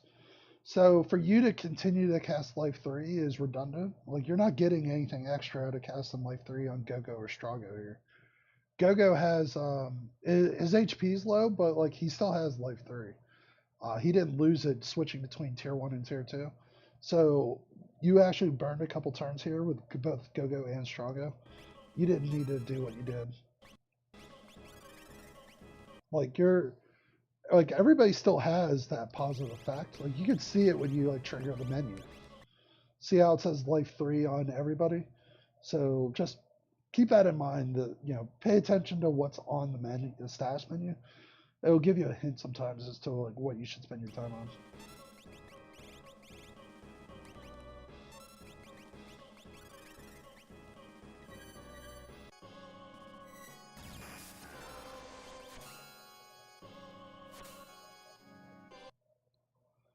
So you're in a good spot now. So you muted magic and it did instant death on tools. So this is where you would go downhill on Tiger. So I would pay attention to ATB very carefully here. I'd like to know where Tiger's turn is in this grand scheme of things, so that I could burst him down.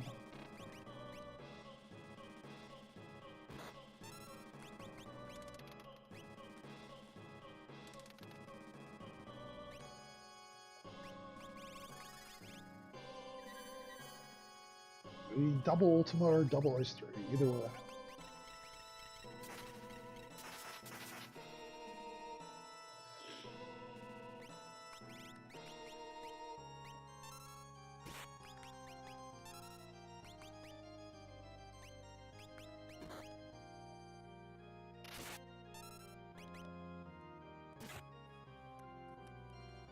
So Tiger has about 30k HP.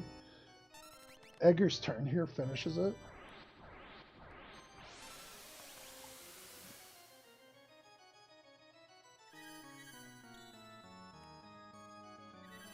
To some extent, it's actually unlucky that that happened. It would have been better for you to use life 2 instead of having them all come back to life. So in this situation, I would typically advocate you kill magic first, but since you can't heal, you're actually better off not doing life 3 on anybody, assuming that you can survive the attacks, which actually is a little closer than it should be. But doing man here, it's doing hits so that you get 10 hit, is probably the safest thing for you to do.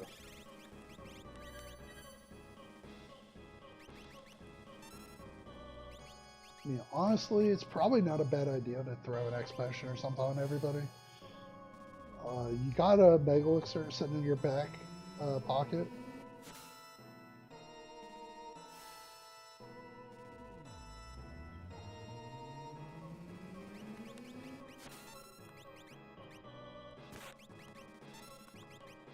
Yeah, I would do nothing else here. I'd see what happens and then decide.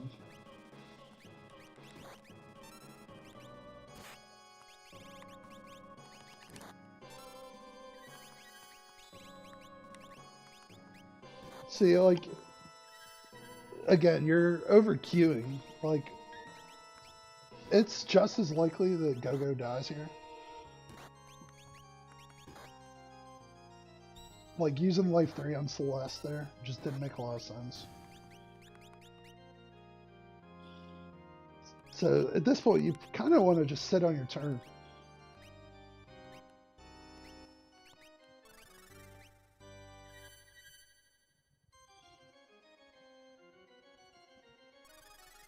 Like, life 2 is your best healing magic.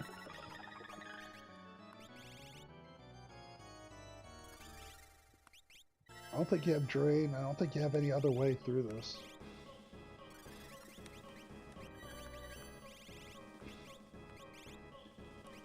Celeste at 6,600 HP. Or 660 HP. Like, she's not going to be effective with that Atma weapon. Like, you need to throw an X potion or something on Celeste to get her back up to speed.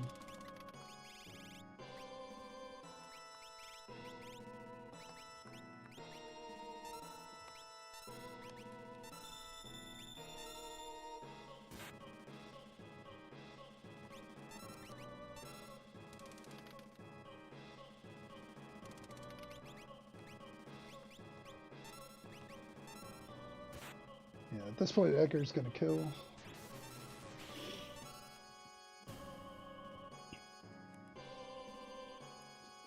So, Edgar doesn't die from Merton here, which might be a saving grace.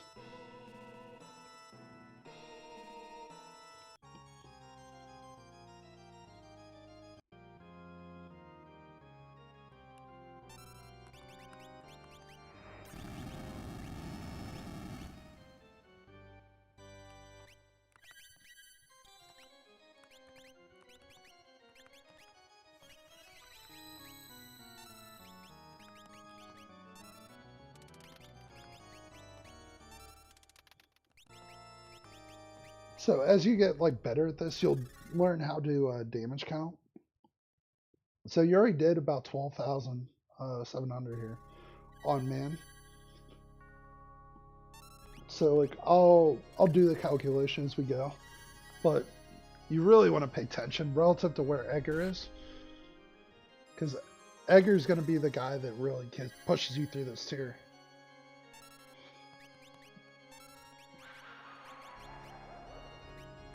Yeah, everybody has life 3. So this is a really dangerous situation. Edgar is going to hit man here for 9,900.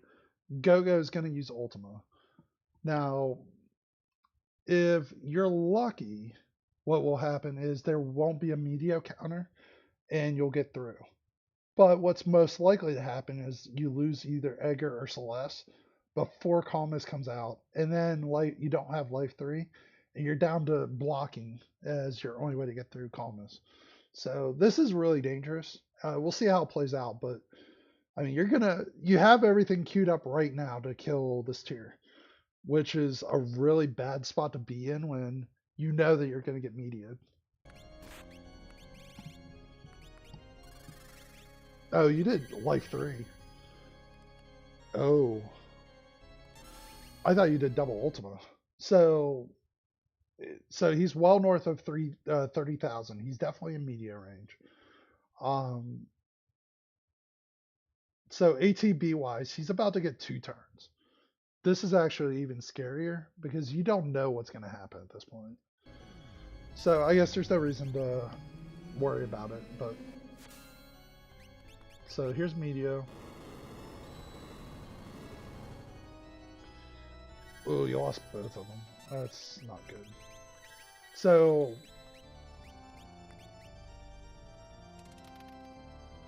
if you're lucky, don't kill it. Honestly, so I know you said don't kill it there. You wanted that to kill. Killing it there would have been more. It would have been a better situation for you than what is going to end up happening. A second medio here is dangerous for this party. Like, you pretty much lose Edgar.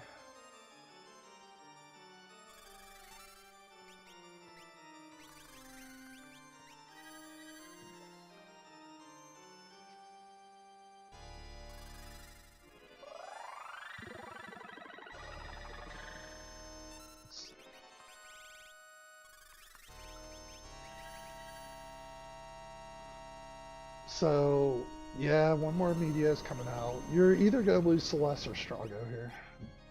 Or both.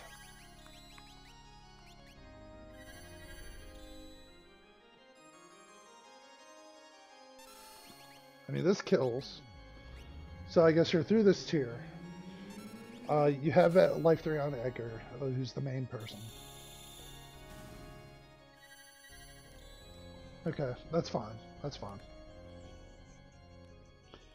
That was very, very dangerous. I mean, I know why you did what you did there, but again, I think it's all goes back to you're over queuing your attacks, and you're not giving yourself the flexibility to check and adjust.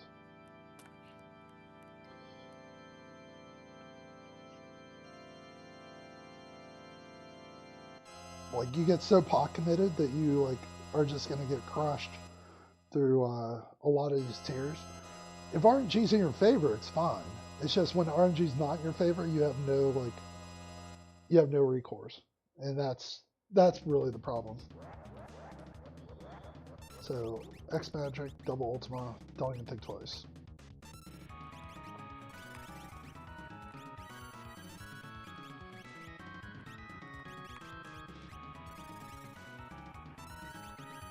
Yeah, again, you didn't need to do the life 3s on everybody here, but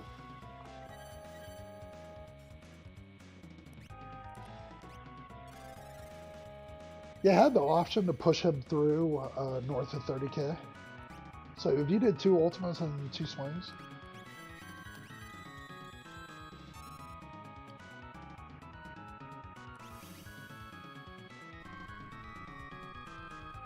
so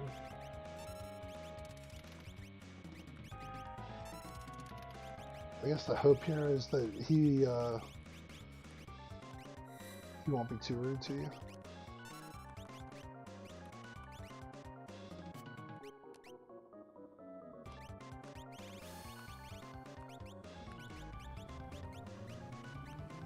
Meteor's not going to do a particularly good amount of damage. Like 2 grand maybe, 3 grand at the most. I guess with her morph, maybe it'll do 4. Honestly, like if you're going to do this, you're better off throwing an X potion on Celeste and let her, what do you call it? Let her swing with ammo weapon again.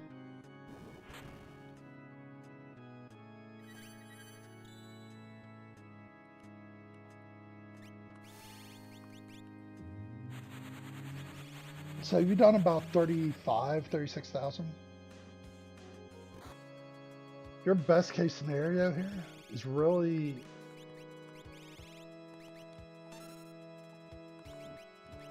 so I guess what I would hope for in this situation is that he shakes. You can use 2 ultimas and then hit with Edgar or break his shield. This is gonna get a little hairy though. If he did an ultimate counter, you'd pretty much be dead for everybody except for Straga. Not using the Mega Elixir when you could have is a dangerous game to play. GG's. So, I mean, full disclosure, I think I explained kind of what I was thinking, how I would approach this as I went. I don't think I need to reiterate anything. I'd say what I just summarize here, just thinking of it like out loud. Final Kafka fight, I definitely practice it with not queuing so many inputs. I mean, I think that's the thing that got you in the most trouble. That's why you wiped once, was quite frankly, you just put too many commands in, so you didn't have the ability to recover. Other things that I'll just talk about, yeah, you didn't get all the relics that you should have. Like, you didn't check for Atlas armlets, you didn't check for earrings, so like you are always behind on power. The way you used the relics that you did have wasn't optimal for power. Yeah, you had BK, but you didn't put muscle belt on Edgar. There's things that you could have done that made the seed easier, and you didn't. At the end of the day, like, was it a big deal? No, but like, I guess to the goal of, hey, I want to beat other people in race. Like, these are things that other people would do. I think you put yourself too far behind the 8 ball if you don't put the right relics on the right people, chase power when you could. So those are things to kind of look into. Like, what's the right time to put earrings on people? What's the best time to put Atlas armlet, hyper wrist, muscle belt, running shoes? The way that you did your Espers, even. You could have put your speed +2 Esper on Edgar and just let him ride it for the whole seed. Like, at what point past the first, like, 3 fights was Edgar really using any magic abilities? I mean, he used Shocked a couple times in Burning House, but otherwise, he should have been just sitting on that speed +2 Esper until he had something that replaced it. Celeste, probably same thing. Strago with the Magic Plus, like, you had a lot of the right equipment. Like, you could have made a really good time out of that. It was just that I think you had the right thought in mind, but you just didn't quite put it into the right spot at the right time. Putting the experience egg on Gogo is another example. Like, if you put that experience egg on Celeste and she was level 56 instead of Gogo being like 56, Celeste is hitting for like 8 grand per Atma weapon swing. And if she was hitting for 8 grand per Atma weapon swing, I bet you that Final Kefka is much smoother. Because you could guarantee her damage output with or without her health. And also you had enough like X potions, mega elixirs to heal more than you did. So that's the other thing. Like, you could have healed more. You could have not used life 3 as many times as you did.